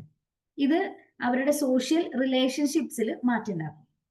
ഇതുപോലെ തന്നെ മറ്റൊരു ഫാക്ടറാണ് മെന്റൽ ഫാക്ടർ. മെന്റൽ ഫാക്ടർ എന്ന് പറഞ്ഞു കഴിഞ്ഞാൽ ഇവിടെ നമ്മൾ ഇന്റലിജൻസ് ആണ് ഉദ്ദേശിക്കുന്നത് കേട്ടോ. ഇന്റലിജൻസ് എന്ന് പറഞ്ഞു കഴിഞ്ഞാൽ പഠിക്കുന്ന കുട്ടികൾ, അല്ലെങ്കിൽ നല്ല ഓർമ്മശക്തിയുള്ള കുട്ടികൾ, ഇങ്ങനെയുള്ള കുട്ടികൾ അവർ തമ്മിൽ പരസ്പരം ഒരു ഇന്ററാക്ഷൻ വരും. പഠിക്കാൻ അത്ര കഴിവില്ലാത്തൊരു കുട്ടീനെ സഹായിച്ചു കൊടുക്കാൻ ഒരു മനസ്സ് കാണിക്കുക, അല്ലെങ്കിൽ പുതിയൊരു സിറ്റുവേഷനിൽ വരുമ്പോൾ അതിനോട് എങ്ങനെ ഇടപെടണം എന്നുള്ളത് മനസ്സിലാക്കുക. അതൊക്കെ ഈ ഒരു മെന്റൽ ഫാക്ടറിൽ ഉൾപ്പെടുന്ന കാര്യങ്ങളാണ്. അടുത്താണ് ഇമോഷണൽ ഫാക്ടർ. കുട്ടി ഇമോഷണലി ഡെവലപ്ഡ് ആയി തീരുന്നത് ഏകദേശം ഈ ഒരു പീരീഡിലാണ്. അപ്പൊ അതുകൊണ്ട് തന്നെ പോസിറ്റീവ് കോറിലേഷൻസ് ഉണ്ടാക്കിയെടുക്കുക, അല്ലെങ്കിൽ എൻവയോൺമെന്റുമായിട്ട് അഡ്ജസ്റ്റ് ചെയ്യുക. സ്ട്രെസ് വരുമ്പോൾ കുട്ടി അതിനോട് അഡ്ജസ്റ്റ് ചെയ്യാം. പഠിക്കേണ്ട സമയമാകുമ്പോൾ എന്തെങ്കിലും പെട്ടെന്ന് വിഷമം ഉണ്ടാവുന്ന സിറ്റുവേഷൻ ആണെങ്കിൽ കുട്ടി അതിനോട് പ്രോപ്പറായിട്ട് റിയാക്ട് ചെയ്യുക. ദേഷ്യം വന്നു കഴിഞ്ഞാലും അത് സോഷ്യലി അത്ര നല്ലതായിട്ട് എക്സ്പ്രസ് ചെയ്യാൻ പറ്റാത്ത സാഹചര്യമാണെങ്കിൽ കുട്ടി അത് കൺട്രോൾ ചെയ്യുക. അങ്ങനെയുള്ള ഇമോഷണൽ ഫാക്ടേഴ്സ് ഒക്കെ എന്തിനെ അഫക്ട് ചെയ്യുന്നുണ്ട്, അല്ലെങ്കിൽ എന്തിലേക്ക് കോൺട്രിബ്യൂട്ട് ചെയ്യുന്നുണ്ട്? സോഷ്യലൈസേഷൻ പ്രോസസ്സിലേക്ക് കോൺട്രിബ്യൂട്ട് ചെയ്യുന്നുണ്ട്.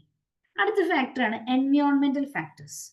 കുട്ടിയുടെ ഇമ്മീഡിയറ്റ് എൻവയോൺമെന്റ് ആണ് parent, family, school, peer group, ഇവയൊക്കെ.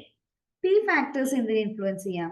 സോഷ്യലൈസേഷൻ എന്ന് പറയുന്ന പ്രോസസ്സിനെ ഇൻഫ്ലുവൻസ് ചെയ്യാം. ഇതിലെ ഫസ്റ്റ് വൺ നോക്കാം, പാരന്റ്. പാരന്റിൽ നിന്നാണ് ഓരോ കുട്ടിയും സോഷ്യലൈസേഷന്റെ ഫസ്റ്റ് പാഠങ്ങൾ പഠിച്ചെടുക്കുക. അപ്പോൾ ഫാമിലിയിലെ അവസ്ഥ എങ്ങനെയാണ്? ചിലര് ഭയങ്കര കെയറിങ് ആയിട്ടുള്ള പാരന്റ്സ് ആയിരിക്കും. അപ്പോൾ കുട്ടിയുടെ നീഡ്സ് സാറ്റിസ്ഫൈ ചെയ്ത് കൊടുക്കുന്നവരായിരിക്കും.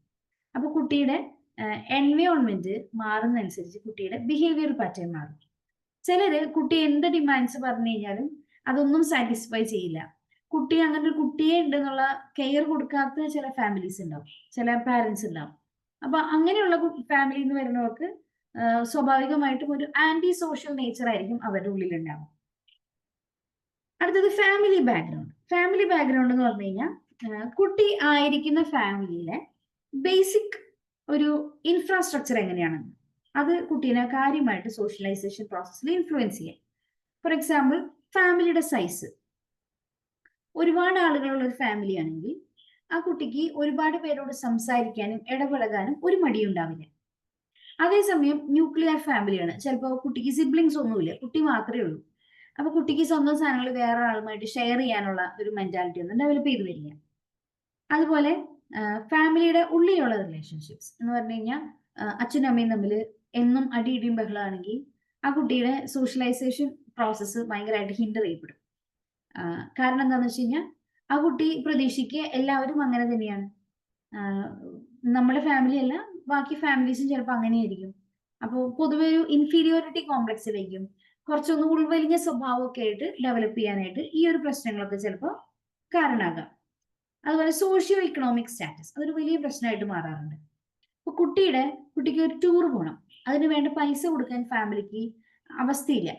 അങ്ങനെയാണെങ്കിൽ കുട്ടി എന്ത് ചെയ്യും? അതിലേക്ക് പിന്നെ ഒരു തവണ ചോദിക്കാനുള്ളൊരു മെന്റാലിറ്റി കാണിക്കില്ല. അപ്പൊ അത് കുട്ടിയുടെ പിയർ ഗ്രൂപ്പുമായിട്ട് ഇന്ററാക്ട് ചെയ്യാനുള്ള ഒരു അവസരം നിഷേധിക്കുന്ന പോലെയാവും. അപ്പൊ അങ്ങനെയുള്ള സോഷ്യോ എക്കണോമിക് ബാക്ക്ഗ്രൗണ്ട് ഭയങ്കരമായിട്ട് കുട്ടീനെ അഫക്ട് ചെയ്യാം. അതുപോലെ കുട്ടിയായിരിക്കുന്ന കൾച്ചറൽ ബാക്ക്ഗ്രൗണ്ട്, ഭയങ്കര റിലീജിയസ് ആയിട്ടുള്ള ഒരു ഫാമിലി ബാക്ക്ഗ്രൗണ്ടിൽ വളരുന്ന കുട്ടിയാണെങ്കിൽ ആ കുട്ടിക്ക് സോഷ്യലൈസേഷൻ പ്രോസസ്സ് അത്ര ഇഫക്റ്റീവായിട്ട് നടന്നൊന്നുമില്ല. അപ്പോൾ ചെറുപ്പത്തിൽ തുടങ്ങി രാവിലെ ഇത്ര സമയത്ത് എണീക്കണം, ഇന്ന ചടങ്ങുകളൊക്കെ ചെയ്യണം, ഇല്ലെങ്കിൽ ഇന്ന കാര്യങ്ങളൊക്കെ ചെയ്യണം, അത് നമ്മുടെ റിലീജിയന്റെ ഭാഗമാണ്, നമ്മുടെ കസ്റ്റംസിന്റെ ഭാഗമാണ് എന്നൊക്കെ പറഞ്ഞ് അങ്ങനെ ഒരു ചട്ടക്കൂടിനുള്ളിൽ വളരുമ്പോൾ കുട്ടിക്ക് സ്വാഭാവികമായിട്ടും സോഷ്യലൈസേഷൻ പ്രോസസ്സ് അതിൻ്റെതായ ചേഞ്ചസ് കാണിക്കും. അപ്പൊ ഇങ്ങനെയുള്ള ഫാമിലി ബാക്ക്ഗ്രൗണ്ട് ഭയങ്കരമായിട്ട് കുട്ടീനെ ഇൻഫ്ലുവൻസ് ചെയ്യുന്നുണ്ട്. മറ്റൊരു ഇമ്പോർട്ടൻറ്റ് ഫാക്ടറാണ് സ്കൂൾ എന്ന് പറയുന്നത്. സ്കൂള് കുട്ടീനെ കാര്യമായിട്ട് ഇൻഫ്ലുവൻസ് ചെയ്യുന്നുണ്ട്. കാരണം സ്കൂളിലാണ് കുട്ടി മറ്റു കുട്ടികളുമായിട്ട്, മറ്റു പല ഏരിയയിൽ നിന്ന് വരുന്ന കുട്ടികളായിട്ട്, മറ്റു പല ഫാമിലി ബാക്ക്ഗ്രൗണ്ട്സിൽ നിന്ന് വരുന്ന കുട്ടികളൊക്കെ ആയിട്ട് ഇന്ററാക്ട് ചെയ്യുന്നത്. ഈ ഒരു സമയത്ത് കുട്ടിക്ക് ചെറിയ ചെറിയ റെസ്പോൺസിബിലിറ്റീസ് ഒക്കെ കിട്ടും. ലീഡർ ആവാൻ അവസരം കിട്ടും, അല്ലെങ്കിൽ ഏതെങ്കിലും ഗ്രൂപ്പിനെ ലീഡ് ചെയ്യാൻ അവസരം കിട്ടും. അപ്പൊ അങ്ങനെയുള്ള ലീഡർഷിപ്പ് ക്വാളിറ്റീസ് ഡെവലപ്പ് ചെയ്യാം, ഹെൽത്തി കമ്മ്യൂണിക്കേഷൻ ഡെവലപ്പ് ചെയ്യാം, ടീച്ചേഴ്സിന്റെ ഗൈഡൻസ് അനുസരിച്ച് പ്രവർത്തിക്കാനുള്ള എബിലിറ്റി, സ്വന്തം ഗ്രൂപ്പുമായിട്ടൊന്ന് കോപ്പറേറ്റ് ചെയ്ത് പോകാനുള്ള എബിലിറ്റി, പിന്നെ അതുപോലെയുള്ള മറ്റ് സ്കിൽസ് ഒക്കെ ഡെവലപ്പ് ചെയ്യാനുള്ള ഒരു അവസരമാണ് സ്കൂള്. അപ്പൊ അതുകൊണ്ട് തന്നെ ഒരു ഓട്ടോക്രാറ്റിക് സ്കൂളാണെങ്കിൽ പല സ്കിൽസും കുട്ടിക്ക് ചിലപ്പോൾ അക്വയർ ചെയ്യാൻ പറ്റില്ല. കുറച്ചുകൂടി ഡെമോക്രാറ്റിക് നേച്ചറുള്ള ഒരു സ്കൂൾ എൻവയോൺമെന്റിലാണ് കുട്ടി പഠിക്കുന്നതെന്നുണ്ടെങ്കിൽ കുട്ടിയുടെ സ്കിൽസ് ഡെവലപ്പ് ചെയ്തിരിക്കുന്നത് കൂടുതലായിരിക്കും. അപ്പൊ അതുകൊണ്ട് തന്നെ സ്കൂള് ഒരു ഇമ്പോർട്ടൻറ്റ് ഫാക്ടറാണ് ഇൻ സോഷ്യലൈസേഷൻ. മറ്റൊന്നാണ് പിയർ ഗ്രൂപ്പ്. പിയർ ഗ്രൂപ്പ് എന്ന് പറഞ്ഞു കഴിഞ്ഞാൽ സമപ്രായക്കാരുടെ ഒരു കൂട്ടത്തിനെയാണ് നമ്മൾ പറയാറില്ലേ. അപ്പൊ അതുകൊണ്ട് ഈ സമപ്രായക്കാര്, കുട്ടിയുടെ ആ ഗ്യാങ്, അതിന്റെ നേച്ചർ അനുസരിച്ച് കുട്ടിയുടെ സോഷ്യലൈസേഷൻ പ്രോസസ്സിൽ ചേഞ്ച് വരുത്താം. അപ്പോ നമ്മുടെ ഗ്രൂപ്പിലുള്ള ഒരാള് ഭയങ്കരമായിട്ട് ടോക്കറ്റീവായ ഒരാളാണെങ്കിൽ അയാള് ബാക്കിയുള്ളവരുമായി സംസാരിച്ച് ഇവരുടെ ഗ്യാങ്ങിന്റെ വലിപ്പം ചിലപ്പോൾ കൂടും, അല്ലേ? അപ്പൊ അതുകൊണ്ട് തന്നെ ഒന്നിൽ കൂടുതൽ ആളുകളുമായിട്ട് ഇന്ററാക്ട് ചെയ്യാനുള്ള അവസരം കുട്ടിക്ക് കിട്ടും. അപ്പൊ കുട്ടി ഒരു ഇൻട്രോവേർട്ട് കുട്ടിയാണെങ്കിൽ പോലും ആ കുട്ടിക്ക് പതിയെ സോഷ്യലൈസ്ഡ് ആയി വരാനുള്ളൊരു അവസ്ഥ എന്തിൽ കിട്ടുന്നുണ്ട്? പിയർ ഗ്രൂപ്പിൽ കിട്ടുന്നുണ്ട്. അപ്പൊ പിയർ ഗ്രൂപ്പിന്റെ നേച്ചർ അനുസരിച്ച്, പിയർ ഗ്രൂപ്പിന്റെ റെഗുലേഷൻസ് ഒക്കെ അനുസരിച്ച് കുട്ടിയുടെ സോഷ്യലൈസേഷൻ പ്രോസസ്സ് പതിയെ ചേഞ്ച് ചെയ്യപ്പെടാം. ഓക്കെ, അപ്പൊ ഇത്രയാണ് സോഷ്യലൈസേഷൻ പ്രോസസ്സിനെ അഫക്ട് ചെയ്യുന്ന ഫാക്ടേഴ്സ് ആയിട്ട് നമുക്ക് പഠിക്കാനുള്ളത്. ഇനി നമുക്ക് ഇതിൽ ഒരു പോയിന്റ് കൂടി പഠിക്കാനുള്ളൂ, സൈക്കോ സോഷ്യൽ ഡെവലപ്മെന്റ് തിയറി. ഇത് കൊണ്ടുവന്നത് ആരാണെന്ന് എല്ലാവർക്കും അറിയാം, എറിക്സൺ ആണ് കൊണ്ടുവന്നത്. ഒരു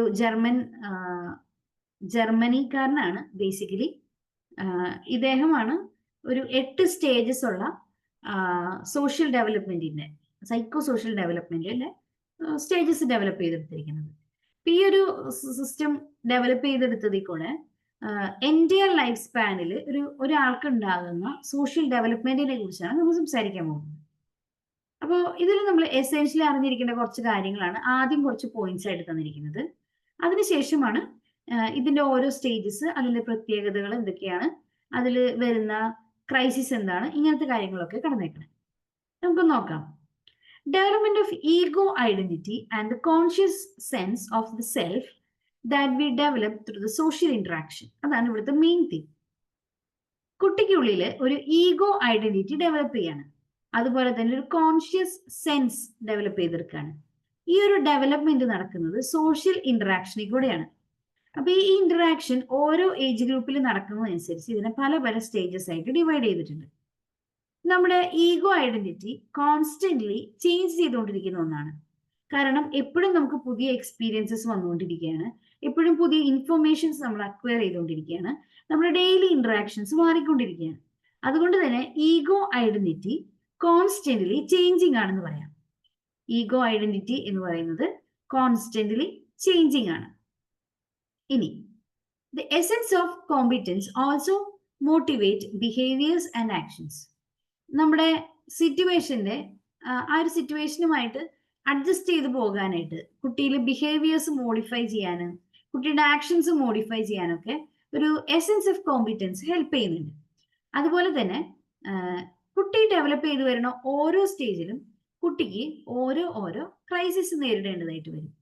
ഓക്കെ, അപ്പൊ ആ ക്രൈസിസ് പ്രോപ്പർ ആയിട്ട് എന്ന് പറഞ്ഞു കഴിഞ്ഞാൽ പെർഫെക്റ്റ് ആയിട്ട് കംപ്ലീറ്റ് ചെയ്യാൻ പറ്റിക്കഴിഞ്ഞാൽ കുട്ടി ആ ഒരു സ്കില്ല് മാസ്റ്റർ ചെയ്തു, അല്ലെങ്കിൽ ആ ഒരു സ്റ്റേജിൽ ഡെവലപ്പ് ചെയ്യേണ്ട സ്കില്ല് മാസ്റ്റർ ചെയ്തു എന്ന് പറയാം. ആ സ്ട്രെങ്തിനെയാണ് ഈഗോ സ്ട്രെങ്ത് അല്ലെങ്കിൽ ഈഗോ ക്വാളിറ്റി എന്നതുകൊണ്ട് ഉദ്ദേശിക്കുന്നത്. അപ്പോൾ എല്ലാ സ്റ്റേജിലും ഓരോ ക്രൈസിസ് ഉണ്ട്. ആ ക്രൈസിസ് പ്രോപ്പർ ആയിട്ട് ഓവർകം ചെയ്യാൻ പറ്റിക്കഴിഞ്ഞാൽ കുട്ടിക്ക് എന്ത് കിട്ടും? ഈഗോ സ്ട്രെങ്ത് അല്ലെങ്കിൽ ഈഗോ ക്വാളിറ്റി കിട്ടും. അതേസമയം കുട്ടിക്ക് ആ ഒരു സ്റ്റേജ് പ്രോപ്പർ ആയിട്ട് കടന്നു പോകാനായിട്ട് പറ്റിയില്ല, ഡെവലപ്പ് ചെയ്യാൻ പറ്റിയില്ല, മാനേജ് ചെയ്തത് പൂവർ ആയിട്ടാണ്, വളരെ മോശമായിട്ടാണ് മാനേജ് ചെയ്യപ്പെട്ടിരിക്കുക. അങ്ങനെയാണെങ്കിൽ കുട്ടിക്ക് അവിടെ ഒരു സെൻസ് ഓഫ് ഇൻആഡിക്വസി ഡെവലപ്പ് ചെയ്യും. എന്ന് പറഞ്ഞു കഴിഞ്ഞാൽ അവിടെ ഒരു പോരായ്മ കുട്ടിക്ക് ഉണ്ടാവും. ആ പോരായ്മ ഓവർകം ചെയ്ത് വരുന്നത് വരെ അതൊരു ഡ്രോബാക്ക് ആയിട്ട് കുട്ടിയുടെ ഉള്ളിൽ നിലനിൽക്കും. ഓക്കെ, ഇപ്പൊ കോൺഫ്ലിക്റ്റ് കാരണം കുട്ടിക്ക് എപ്പോഴും ഒരു ഡെവലപ്മെന്റൽ പ്രോബ്ലം അവിടെ ഉണ്ടായിരിക്കും. പ്രോപ്പറായിട്ട് നമുക്ക് ഓരോ സ്റ്റേജിലുമുള്ള കോൺഫ്ലിക്റ്റ് റെസൊല്യൂഷൻ നടന്നില്ല എന്നുണ്ടെങ്കിൽ അതൊരു ഡ്രോബാക്ക് ആയിട്ട് പിന്നിലേക്ക് വലിക്കുന്ന ഒരു ഫാക്ടർ ആയിട്ട് നമ്മുടെ പേഴ്സണാലിറ്റിയിലും നമ്മുടെ സോഷ്യൽ ഡെവലപ്മെന്റിലും അതിങ്ങനെ ഹിൻഡർ ചെയ്ത് കിടക്കും. അപ്പൊ അതുകൊണ്ട് തന്നെ ഓരോ സ്റ്റേജിലും ഡെവലപ്പ് ചെയ്യാനുള്ള പേഴ്സണൽ ഗ്രോത്തിനുള്ള ഒരു സ്പേസ് ഉണ്ട്.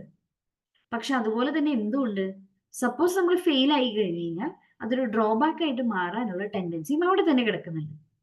ഓക്കെ, അപ്പൊ ഓരോ സ്റ്റേജിലും ഓരോ ചലഞ്ചസ് ആണുള്ളത്. ഈ ചലഞ്ചസ് ഓവർകം ചെയ്താലാണ് അടുത്ത സ്റ്റേജിൽ അതൊരു മോട്ടിവേഷൻ ആയിട്ട്, അല്ലെങ്കിൽ അടുത്ത സ്റ്റേജിലേക്ക് കിടക്കുമ്പോൾ അതൊരു പ്ലസ് പോയിന്റ് ആയിട്ട് കുട്ടിക്ക് അല്ലെങ്കിൽ ഒരു വ്യക്തിക്ക് വരികയുള്ളൂ. അപ്പോൾ ഓരോ ക്രൈസിസും റിസോൾവ് ചെയ്ത് പോകുമ്പോഴാണ് അറ്റ് ദ എൻഡ് നമ്മൾ വിജയത്തിലെത്തി എന്നൊരു ഫീലിംഗ് നമുക്ക് തോന്നുന്നു. ഇങ്ങനെയാണ് 8 സ്റ്റേജസ് ഡെവലപ്പ് ചെയ്തിരിക്കുന്നത്. നോക്കിയേ, ഫസ്റ്റത്തെ 0 to 1, ആദ്യത്തെ 1 വയസ്സ് വരെയുള്ളത് സൈക്കോളജിക്കൽ കോൺഫ്ലിക്റ്റ് എന്ന് പറയുന്നത് ട്രസ്റ്റ് വേഴ്സസ് മിസ്ട്രസ്റ്റ് ആണ്. എന്ന് പറഞ്ഞു കഴിഞ്ഞാൽ വിശ്വാസവും വിശ്വാസമില്ലായ്മയും. ഇവിടുത്തെ ബേസിക് വെർച്യൂ ആയിട്ട് വരുന്നത് ഹോപ്പ് ആണ്. ഹോപ്പ് എന്ന് പറഞ്ഞാൽ എന്താ മീനിങ്, മലയാളം മീനിങ്? ഒരു പ്രത്യാശയാണ് അല്ലെ. ഈ ഒരു സമയത്ത് ബേബിയാണ്, വളരെ കുഞ്ഞാണ്. അപ്പൊ കുട്ടി കരയുമ്പോൾ കുട്ടിയുടെ പാരൻസോ കെയർ ടേക്കേഴ്സോ ഓടി വരികയും കുട്ടിയുടെ ബേസിക് നീഡ്സും കുട്ടിയുടെ ആവശ്യങ്ങളും സാറ്റിസ്ഫൈ ചെയ്ത് കൊടുക്കുകയോ ചെയ്തു എന്ന് വിചാരിക്കുക. അപ്പൊ കുട്ടിക്ക് കുട്ടിയുടെ എൻവയോൺമെന്റിനോട് ഒരു ട്രസ്റ്റ് ഡെവലപ്പ് ചെയ്യും, ഒരു വിശ്വാസം. സപ്പോസ് കുട്ടി കരഞ്ഞു വിളിച്ച് അവിടെ കിടന്നിട്ടും ആരും കുട്ടീനെ അറ്റൻഡ് ചെയ്തില്ല, കുട്ടി യൂറിനേറ്റ് ചെയ്ത് കുട്ടി ഇട്ടിരുന്ന ഡ്രസ്സ് മുഴുവൻ നനഞ്ഞിരിക്കുകയാണ്, കുട്ടി കരഞ്ഞ് നിലവിളിച്ചിട്ടും ആരും വന്ന് കുട്ടീനെ അറ്റൻഡ് ചെയ്തില്ല എന്ന് വിചാരിക്കും. അങ്ങനെ ഒരു സിറ്റുവേഷൻ ആണെന്ന് വിചാരിക്കും. അങ്ങനെയാണെങ്കിൽ കുട്ടിക്കുള്ളിൽ എന്തായിരിക്കും ഡെവലപ്പ് ചെയ്യുക? ഒരു മിസ്ട്രസ്റ്റ് ആയിരിക്കും ഡെവലപ്പ് ചെയ്യുക, എന്ന് പറഞ്ഞാൽ ഒരു വിശ്വാസമില്ലായ്മ. അപ്പോൾ ഈ ഒരു പീരീഡിൽ കുട്ടിക്ക് ആക്ച്വലി ഡെവലപ്പ് ചെയ്യേണ്ട ബേസിക് വേർച്യൂ എന്തായിരുന്നു? ഹോപ്പ് ആയിരുന്നു. എന്ന് പറഞ്ഞു കഴിഞ്ഞാൽ ഞാൻ ഇപ്പോൾ ഒരു പുതിയ എൻവയോൺമെന്റിൽ എത്തിയിരിക്കുകയാണ്, ഞാനിവിടെ എൻ്റെ ആവശ്യങ്ങൾ മീറ്റ് ചെയ്യപ്പെടും എന്നുള്ള ഹോപ്പ് ആണ് ഈ ആദ്യത്തെ 1 വർഷം കൊണ്ട് കുട്ടിക്ക് ഡെവലപ്പ് ചെയ്ത് കിട്ടേണ്ടിയിരുന്നത്. പക്ഷെ കുട്ടി കരഞ്ഞപ്പോഴോ കുട്ടി വിളിച്ചപ്പോഴോ കുട്ടിയുടെ കെയർ ടേക്കേഴ്സോ ഒന്നും അറ്റൻഡ് ചെയ്തില്ല എന്ന് വിചാരിക്കും. കുട്ടിയുടെ ഉള്ളിൽ അതൊരു നിരാശയായിട്ട് മാറും. കാരണം എന്താ, ഞാൻ ഇത്രയൊക്കെ കരഞ്ഞു വിളിച്ചിട്ടും ആരും അറ്റൻഡ് ചെയ്യാൻ വന്നില്ല, അതുകൊണ്ട് തന്നെ ഈ എൻവയോൺമെന്റിൽ നിന്ന് എനിക്ക് പോസിറ്റീവായിട്ടൊന്നും കിട്ടില്ല എന്നുള്ളൊരു നെഗറ്റീവ് ആറ്റിറ്റ്യൂഡ് പതിയെ കുട്ടിയിൽ ഡെവലപ്പ് ചെയ്യാൻ ചാൻസ് ഉണ്ട്. ഓക്കെ, അപ്പൊ ഇവിടെ ഉണ്ടാകുന്ന കോൺഫ്ലിക്റ്റ് ആണ് ട്രസ്റ്റ് വേഴ്സസ് മിസ്ട്രസ്റ്റ്.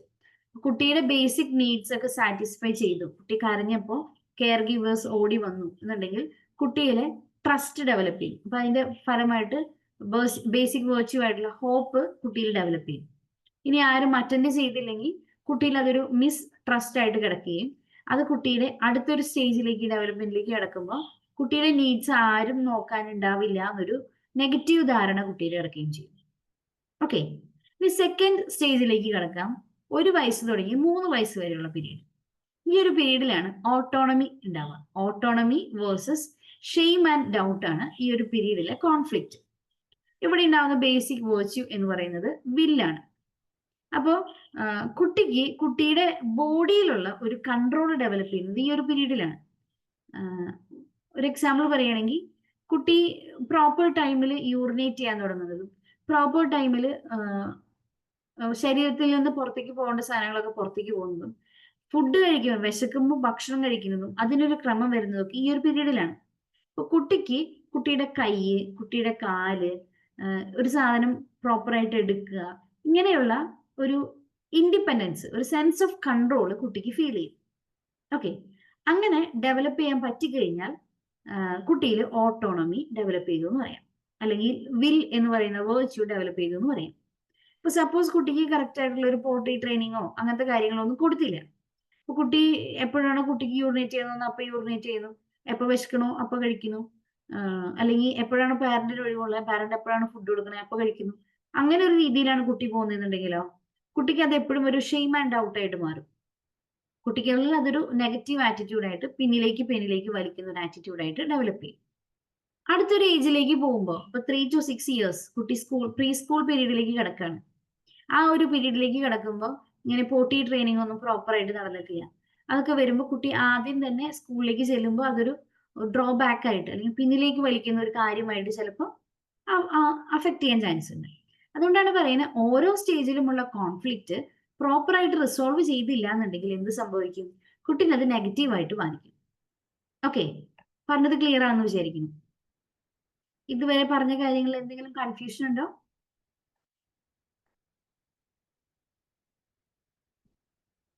ഇതുവരെ പറഞ്ഞ കാര്യങ്ങൾ ക്ലിയർ ആണോ?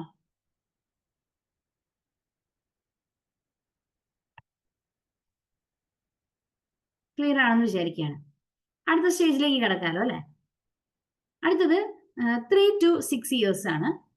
ഈ ഒരു പീരീഡില് സൈക്കോളജിക്കൽ കോൺഫ്ലിക്റ്റ് എന്ന് പറയുന്നത് ഇനീഷ്യേറ്റീവ് വേഴ്സസ് ഗിൽട്ട് ആണ്. കുട്ടികള് പ്രീ സ്കൂൾ പീരീഡിലേക്ക് പോവാണല്ലോ. അപ്പൊ അതുകൊണ്ട് തന്നെ കുട്ടിയുടെ പ്ലേ, സോഷ്യൽ ഇന്ററാക്ഷൻ ഇതൊക്കെ കുറച്ചുകൂടി കൂടും. ഈ ഒരു സമയത്ത് കുട്ടി ഇനീഷ്യേറ്റീവ് എടുത്ത് കളിക്കാനും അല്ലെങ്കിൽ കുട്ടി ഇനീഷ്യേറ്റീവ് എടുത്ത് എന്തെങ്കിലുമൊക്കെ കാര്യങ്ങൾ ചെയ്യാനൊക്കെ ആയിട്ട് ശ്രമിക്കും. അപ്പൊ ആ ഇനീഷ്യേറ്റീവ് എടുത്ത് വരുന്ന കാര്യത്തിനെ പാരന്റ്സോ ടീച്ചേഴ്സോ അല്ലെങ്കിൽ പ്രീ സ്കൂൾ പീരീഡിലുള്ള ഇന്ററാക്ഷനിൽ വരുന്ന ആളുകൾ സപ്പോർട്ട് ചെയ്തില്ല എന്നുണ്ടെങ്കിൽ കുട്ടിക്കുള്ള അത് എന്തായിട്ട് മാറും, ഒരു ഗിൽട്ട് ആയിട്ട് മാറും. അതേസമയം ആ ഇനീസിയേഷനെ ബാക്കിയുള്ളവർ സപ്പോർട്ട് ചെയ്യുകയാണെങ്കിൽ അത് കുട്ടിയുടെ ഉള്ളിൽ പർപ്പസ് എന്ന് പറയുന്ന ഒരു വേർച്യൂ ഡെവലപ്പ് ചെയ്യുന്നതായിട്ട് കാണാം. അപ്പോൾ ഈ ഇനീഷ്യൽ സ്റ്റേജസിൽ ഉണ്ടായ ഈ ഒരു ഡ്രോബാക്ക്, ആ ഒരു ഗിൽട്ട് കുട്ടിയുടെ അടുത്ത സ്റ്റേജിലേക്ക് വരുമ്പോൾ അതൊരു ഹിൻഡറിങ് ഫാക്ടർ ആയിട്ട് ചിലപ്പോൾ കിടക്കാൻ ചാൻസ് ഉണ്ട്. ഓക്കെ, ഇനി അടുത്തൊരു ഏജ് ഗ്രൂപ്പിലേക്ക് കിടക്കുകയാണ് 6 to 12 ഇയേഴ്സ് എന്ന് പറഞ്ഞാൽ കുട്ടി സ്കൂളിംഗ് പീരീഡിലേക്ക് കടന്നു. ഈ ഒരു സമയത്താണ് ഇൻഡസ്ട്രി വേഴ്സസ് ഇൻഫീരിയോറിറ്റി ഡെവലപ്പ് ചെയ്ത് വരുന്നത്. ഇപ്പൊ ഇവിടെയുള്ള ബേസിക് വേർച്യൂ എന്ന് പറയുന്നത് കോമ്പിറ്റൻസ് ആണ്. ഇപ്പൊ കുട്ടിയുടെ എബിലിറ്റി ഉപയോഗിച്ച് ഗെയിംസിലൊക്കെ പാർട്ടിസിപ്പേറ്റ് ചെയ്യാനായിട്ട് തുടങ്ങും. ഇപ്പൊ ഡ്രോയിങ് കോമ്പറ്റീഷൻ, അല്ലെങ്കിൽ ഇപ്പോൾ പാട്ട് പാടാൻ, പ്രസംഗം പറയാൻ, ഇങ്ങനെയുള്ള ബേസിക് കുറച്ച് കാര്യങ്ങളിൽ കുട്ടി ഡെവലപ്പ് ചെയ്യാനായിട്ട് തുടങ്ങും. അപ്പോൾ അവിടെ കുട്ടി വിജയിക്കുകയാണെന്ന് വിചാരിക്കും. ഇപ്പൊ ഒരു പ്രസംഗ മത്സരത്തിന് പോയി കുട്ടി വിജയിക്കുകയാണെങ്കിൽ കുട്ടിയുടെ ഉള്ളിൽ ഒരു കോമ്പിറ്റൻസി സ്കിൽ അവിടെ ഡെവലപ്പ് ചെയ്തു. സപ്പോസ് കുട്ടി വരയ്ക്കാൻ പോയി, പെയിന്റിങ് കോമ്പറ്റീഷന് പോയി, പെയിന്റിങ് കുട്ടി വരച്ചത് ശരിയായില്ല എന്നുണ്ടെങ്കിൽ കുട്ടിയുടെ ഉള്ളിൽ അതൊരു ഇൻഫീരിയോറിറ്റി കോംപ്ലക്സ് ആയിട്ട് മാറും. കുട്ടി പാട്ട് പാടാനായിട്ട് ഒരു സ്റ്റേജിൽ കയറി കുട്ടി പാടി തുടങ്ങിയപ്പോൾ എല്ലാവരും ചിരിച്ചു, കൂട്ടത്തോടെ ചിരിച്ചു എന്ന് വിചാരിക്കാം. അപ്പോഴും കുട്ടിക്കുള്ളത് എന്തായിട്ട് മാറും, ഒരു ഇൻഫീരിയോറിറ്റി ആയിട്ട് മാറും. അതേസമയം എല്ലാവരും കുട്ടീനെ സപ്പോർട്ട് ആയിരുന്നു എന്നുണ്ടെങ്കിലോ അതെന്തായിട്ട് മാറും, അതൊരു ഇൻഡസ്ട്രി, ഒരു കോമ്പിറ്റൻസ് ആയിട്ട് കുട്ടിയുടെ ഉള്ളിൽ അതൊരു കഴിവാണ്, തന്റെ മേഖലയാണെന്ന് തിരിച്ചറിവ് കുട്ടിക്ക് ഉണ്ടാവുകയാണ്. ഓക്കെ, ഇനി അടുത്ത സ്റ്റേജിലേക്ക് പോവാം. 12 വയസ്സ് തുടങ്ങി 18 വയസ്സ് വരെ ഈ ഒരു പീരീഡിൽ ഐഡന്റിറ്റി വേഴ്സസ് റോൾ കൺഫ്യൂഷൻ ആണ് ഉണ്ടാവുക. ഇതിന് ഈ ഒരു പീരീഡിൽ ഉണ്ടാവുന്ന ബേസിക് വേർച്യൂ എന്ന് പറയുന്നത് ഫിഡിലിറ്റി ആണ്. ഇപ്പൊ ഇതൊരു ടീനേജ് പീരീഡ് ആണെന്ന് പറയാലോ. അതുകൊണ്ട് തന്നെ ഇവര് പൊതുവെ ഇവർക്കൊരു കൺഫ്യൂഷൻ ഉണ്ടാവും. ചെറിയ കുട്ടികളല്ല വലിയ കുട്ടികളാണെന്ന് പറയുന്നു, പക്ഷെ വലിയ കുട്ടിയല്ല താൻ ചെറിയ കുട്ടിയാണെന്നൊരു കൺഫ്യൂഷൻ പിന്നെയും ഉണ്ടാവുന്നു. അങ്ങനെ ഒരു മൊത്തത്തിലൊരു കൺഫ്യൂഷനുള്ള പീരീഡാണ്. അപ്പൊ ടീൻസ് അവരുടെ പേഴ്സണാലിറ്റി ഐഡന്റിഫൈ ചെയ്യാനും അവരെന്തിനാണ് ജീവിക്കുന്നത്, ഇങ്ങനെയുള്ള ബേസിക് കുറച്ച് എക്സിസ്റ്റൻസ് ചോദ്യങ്ങളൊക്കെ ഈ ഒരു പീരീഡിലായിരിക്കും ചോദിച്ചു തുടങ്ങുക. അപ്പൊ ഈ ഒരു പീരീഡിൽ അവരുടെ ഐഡന്റിറ്റി വേഴ്സസ് റോൾ കൺഫ്യൂഷൻ ആയിരിക്കും ഉണ്ടാവുക. ഇനി അവർക്ക് അവരുടെ ഐഡന്റിറ്റി എന്താണ്, അവരുടെ ഇഷ്ടങ്ങൾ എന്തൊക്കെയാണ്, അങ്ങനെ റെക്കഗ്നൈസ് ചെയ്യാൻ പറ്റി കഴിഞ്ഞാൽ കുട്ടിയിലുള്ള അതൊരു ഫിഡിലിറ്റി ആയിട്ട് മാറും. ഓക്കെ, അതൊരു ബേസിക് വേർച്യൂ ആയിട്ട് ഡെവലപ്പ് ചെയ്യും. അറ്റ് ദ സെയിം ടൈം അങ്ങനെ ഡെവലപ്പ് ചെയ്തില്ല എന്നുണ്ടെങ്കിൽ അതൊരു റോൾ കൺഫ്യൂഷൻ ആണ്, ഞാൻ എന്തിനാണ് ജീവിക്കുന്നത് എന്നൊരു കൺഫ്യൂഷൻ പോലെ കുട്ടിയുടെ ഉള്ളിൽ ഡെവലപ്പ് ചെയ്യും. അതിനുശേഷമുള്ള പീരീഡ് നോക്കി 18 to 40 ഇയേഴ്സ്. ഈ ഒരു പീരീഡിൽ കോൺഫ്ലിക്റ്റ് എന്ന് പറയുന്നത് ഇന്റിമസി വേഴ്സസ് ഐസൊലേഷൻ ആണ്. ഈ ഒരു പീരീഡിൽ കിട്ടുന്ന ബേസിക് വേർച്യൂ എന്ന് പറയുന്നത് ലവ് ആണ്. അപ്പൊ 18 വയസ്സിന് ശേഷം കുട്ടി അഡൽട്ട് ആണ്.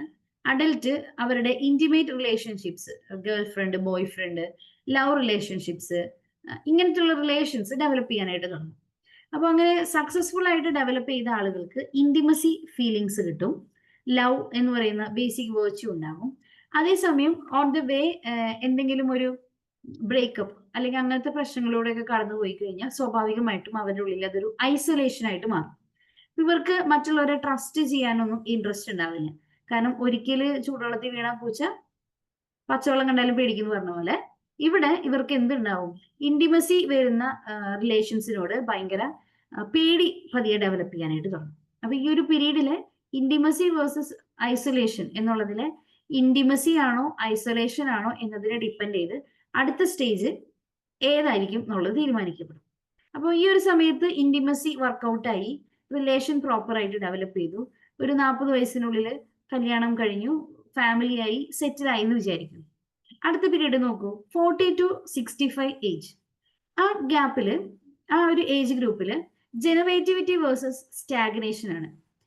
ഈ ഒരു പീരീഡിൽ അവരുടെ അടുത്ത ജനറേഷൻ ഉണ്ടായിട്ടുണ്ട്. ആ അടുത്ത ജനറേഷനെ നർച്ചർ ചെയ്യാനും അവരുടെ ഔട്ട്ലുക്ക് അവരെ വളർത്തിക്കൊണ്ടുവരിക, അവർക്ക് വേണ്ട ഫെസിലിറ്റീസ് കൊടുക്കുക, ഇങ്ങനത്തെ കാര്യങ്ങളൊക്കെ ആയിരിക്കും ഇവർക്ക് ശ്രദ്ധയുണ്ടാവുക. അതുകൊണ്ട് തന്നെ എന്തായിരിക്കും സംഭവിക്കുക, ഇനി സപ്പോസ് തൊട്ട് മുമ്പത്തെ പീരീഡിൽ ഐസൊലേറ്റഡ് ആയി പോയ ഒരാളാണെന്ന് വിചാരിക്കും, അവർക്ക് ഈ പീരീഡിൽ സ്റ്റാഗ്നേഷൻ ആയിരിക്കും ഫീൽ ചെയ്യുക. കണ്ടോ, സ്റ്റാഗ്നേഷൻ. കാരണം എന്താ, അവർക്കൊരു അടുത്ത ജനറേഷൻ ഇല്ല, അവർക്ക് എന്താ ചെയ്യേണ്ടതെന്ന് അറിയില്ല, അവർക്ക് ആർക്കും വേണ്ടി ജീവിക്കാനില്ല, അവർക്ക് ആരെയും കെയർ ചെയ്യാനില്ല, അവർക്ക് സൊസൈറ്റിക്ക് ഒന്നും കോൺട്രിബ്യൂട്ട് ചെയ്യാനില്ല. അങ്ങനെ ഒരു അവസ്ഥ ചിലപ്പോൾ ഡെവലപ്പ് ചെയ്ത് വരാം. അതുകൊണ്ട് തൊട്ട് മുമ്പത്തെ പീരീഡിലുള്ള ഇന്റിമസി ആണോ ഐസൊലേഷൻ ആണോ എന്നുള്ളത് തൊട്ടടുത്ത പീരീഡിൽ കാര്യമായിട്ട് ഇൻഫ്ലുവൻസ് ചെയ്യുന്നു. ഇനി ലാസ്റ്റ് പീരീഡ് നോക്കി, 65+. ഈ ഒരു പീരീഡിൽ ഈഗോ ഇന്റഗ്രിറ്റി വേഴ്സസ് ഡെസ്പയർ ആണ്. ഈ ഒരു പീരീഡിലാണ് വിസ്ഡം എന്ന് പറയുന്ന വേർച്യൂ ഡെവലപ്പ് ചെയ്യുന്നത്. ഇതൊരു സീനിയർ പീരീഡ് ആയില്ല. ഇപ്പൊ നമ്മുടെ ലൈഫ് എക്സ്പീരിയൻസസ് ഒക്കെ വെച്ചിട്ട് നമുക്ക് നമ്മൾ ചെയ്യേണ്ട കാര്യങ്ങളൊക്കെ ചെയ്തു തീർത്തു, നമ്മൾ ഈ സൊസൈറ്റിയിൽ ജീവിച്ചതിന് ഒരു അർത്ഥമുണ്ട്, നമ്മൾ ഈ ഭൂമിയിൽ ജീവിച്ചതിന് ഒരു അർത്ഥമുണ്ട് എന്നൊക്കെ ഫീൽ ചെയ്യുന്നത് ഈ ഒരു പീരീഡിലാണ്. സപ്പോസ് ഈ ഒരു പീരീഡിൽ നമുക്ക് ഏതെങ്കിലുമൊക്കെ ഇതിന് തൊട്ട് മുമ്പുള്ള ഏതെങ്കിലും സ്റ്റേജസിലൊക്കെ വീഴ്ചകൾ വന്നിട്ടുണ്ടെങ്കിൽ അതൊരു റിഗ്രറ്റ് ആയിട്ട് കിടക്കുന്നുണ്ടാവും. അപ്പൊ അങ്ങനെ റിഗ്രറ്റ് ഒന്നും ഇല്ലാണ്ട് പോസിറ്റീവ്ലി എൻഡ് ചെയ്യണം എന്നുണ്ടെങ്കിൽ എല്ലാ സ്റ്റേജസും എല്ലാ കോൺഫ്ലിക്റ്റുകളും പ്രോപ്പർ ആയിട്ട് റിസോൾവ് ചെയ്തിട്ടുണ്ടായിരിക്കും. അപ്പൊ ഇങ്ങനെ 8 സ്റ്റേജസ് ആയിട്ട് ഒരു മനുഷ്യന്റെ ലൈഫിനെ ഫുൾ ആയിട്ട് സോഷ്യൽ ഡെവലപ്മെന്റ് എങ്ങനെയാണ് എന്നുള്ളതാണ് എറിക്സൺ പ്രോപ്പർ ആയിട്ട് ഡിഫൈൻ ചെയ്തു വെച്ചിരിക്കുന്നത്. ഓക്കെ, അപ്പൊ ഈ തിയറി നമ്മൾ SC ഒക്കെ എഴുതാനായിട്ട് കാര്യമായിട്ട് പഠിച്ചിട്ടുള്ള പോർഷനാണ്. അതുകൊണ്ട് ഇതിനെക്കുറിച്ച് നിങ്ങൾക്ക് നല്ല ധാരണ ഉണ്ടാവും എന്ന് എനിക്കറിയാം. അതുകൊണ്ട് ഞാൻ കൂടുതലായിട്ട് പറഞ്ഞ് നിങ്ങളെ ബോറടിപ്പിക്കുന്നില്ല. ഇപ്പൊ നമ്മൾ ഈ ഒരു പോർഷൻ സോഷ്യൽ ഡെവലപ്മെന്റ് എന്നുള്ളത് നമ്മൾ ഇവിടെ അവസാനിപ്പിക്കുകയാണ്. ഇതിൽ എറിക്സന്റെ തിയറിയിലെ ഓരോ സ്റ്റേജസും സെപ്പറേറ്റ് എടുത്തെടുത്ത് പഠിക്കണമെന്നില്ല. പകരം ഒന്ന് ഓവറോൾ ഒന്ന് നോക്കി വെച്ചാൽ മതി. എറിക്സന്റെ തിയറിയിൽ അതിന്റെ ബേസിക് കുറച്ച് കാര്യങ്ങൾ മാത്രമാണ് നമ്മളോട് എക്സാമിന് ചോദിക്കാറുള്ളൂ. അതുകൊണ്ട് തന്നെ ഒന്ന് വായിച്ചിരിക്കുക എന്നുള്ളത് ഇമ്പോർട്ടന്റ് ആണ്. ആ തിയറിയുടെ പേര് പഠിക്കുക എന്നുള്ളതും ഇമ്പോർട്ടന്റ് ആണ്. സൈക്കോ സോഷ്യൽ ഡെവലപ്മെന്റൽ തിയറിയാണ് എറിക്സൺ കൊണ്ടുവന്നത്. 8 സ്റ്റേജസ് ഉണ്ട്. ലൈഫ് ലോങ് ആയിട്ടുള്ള ഒരു തിയറിയാണത്. ഇത്രയും കാര്യങ്ങളെങ്കിലും ബേസിക്കലി നമ്മൾ അറിഞ്ഞിരിക്കും. ഓക്കെ, അപ്പൊ ഇത്രയാണ് നമ്മൾ ഇന്നത്തെ ക്ലാസ്സിൽ കവർ ചെയ്യാനായിട്ട് ഉദ്ദേശിക്കുന്നത്. എന്തെങ്കിലും സംശയങ്ങളുണ്ടോ?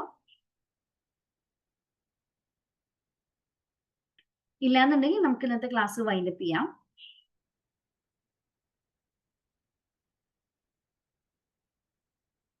Okay, thank you.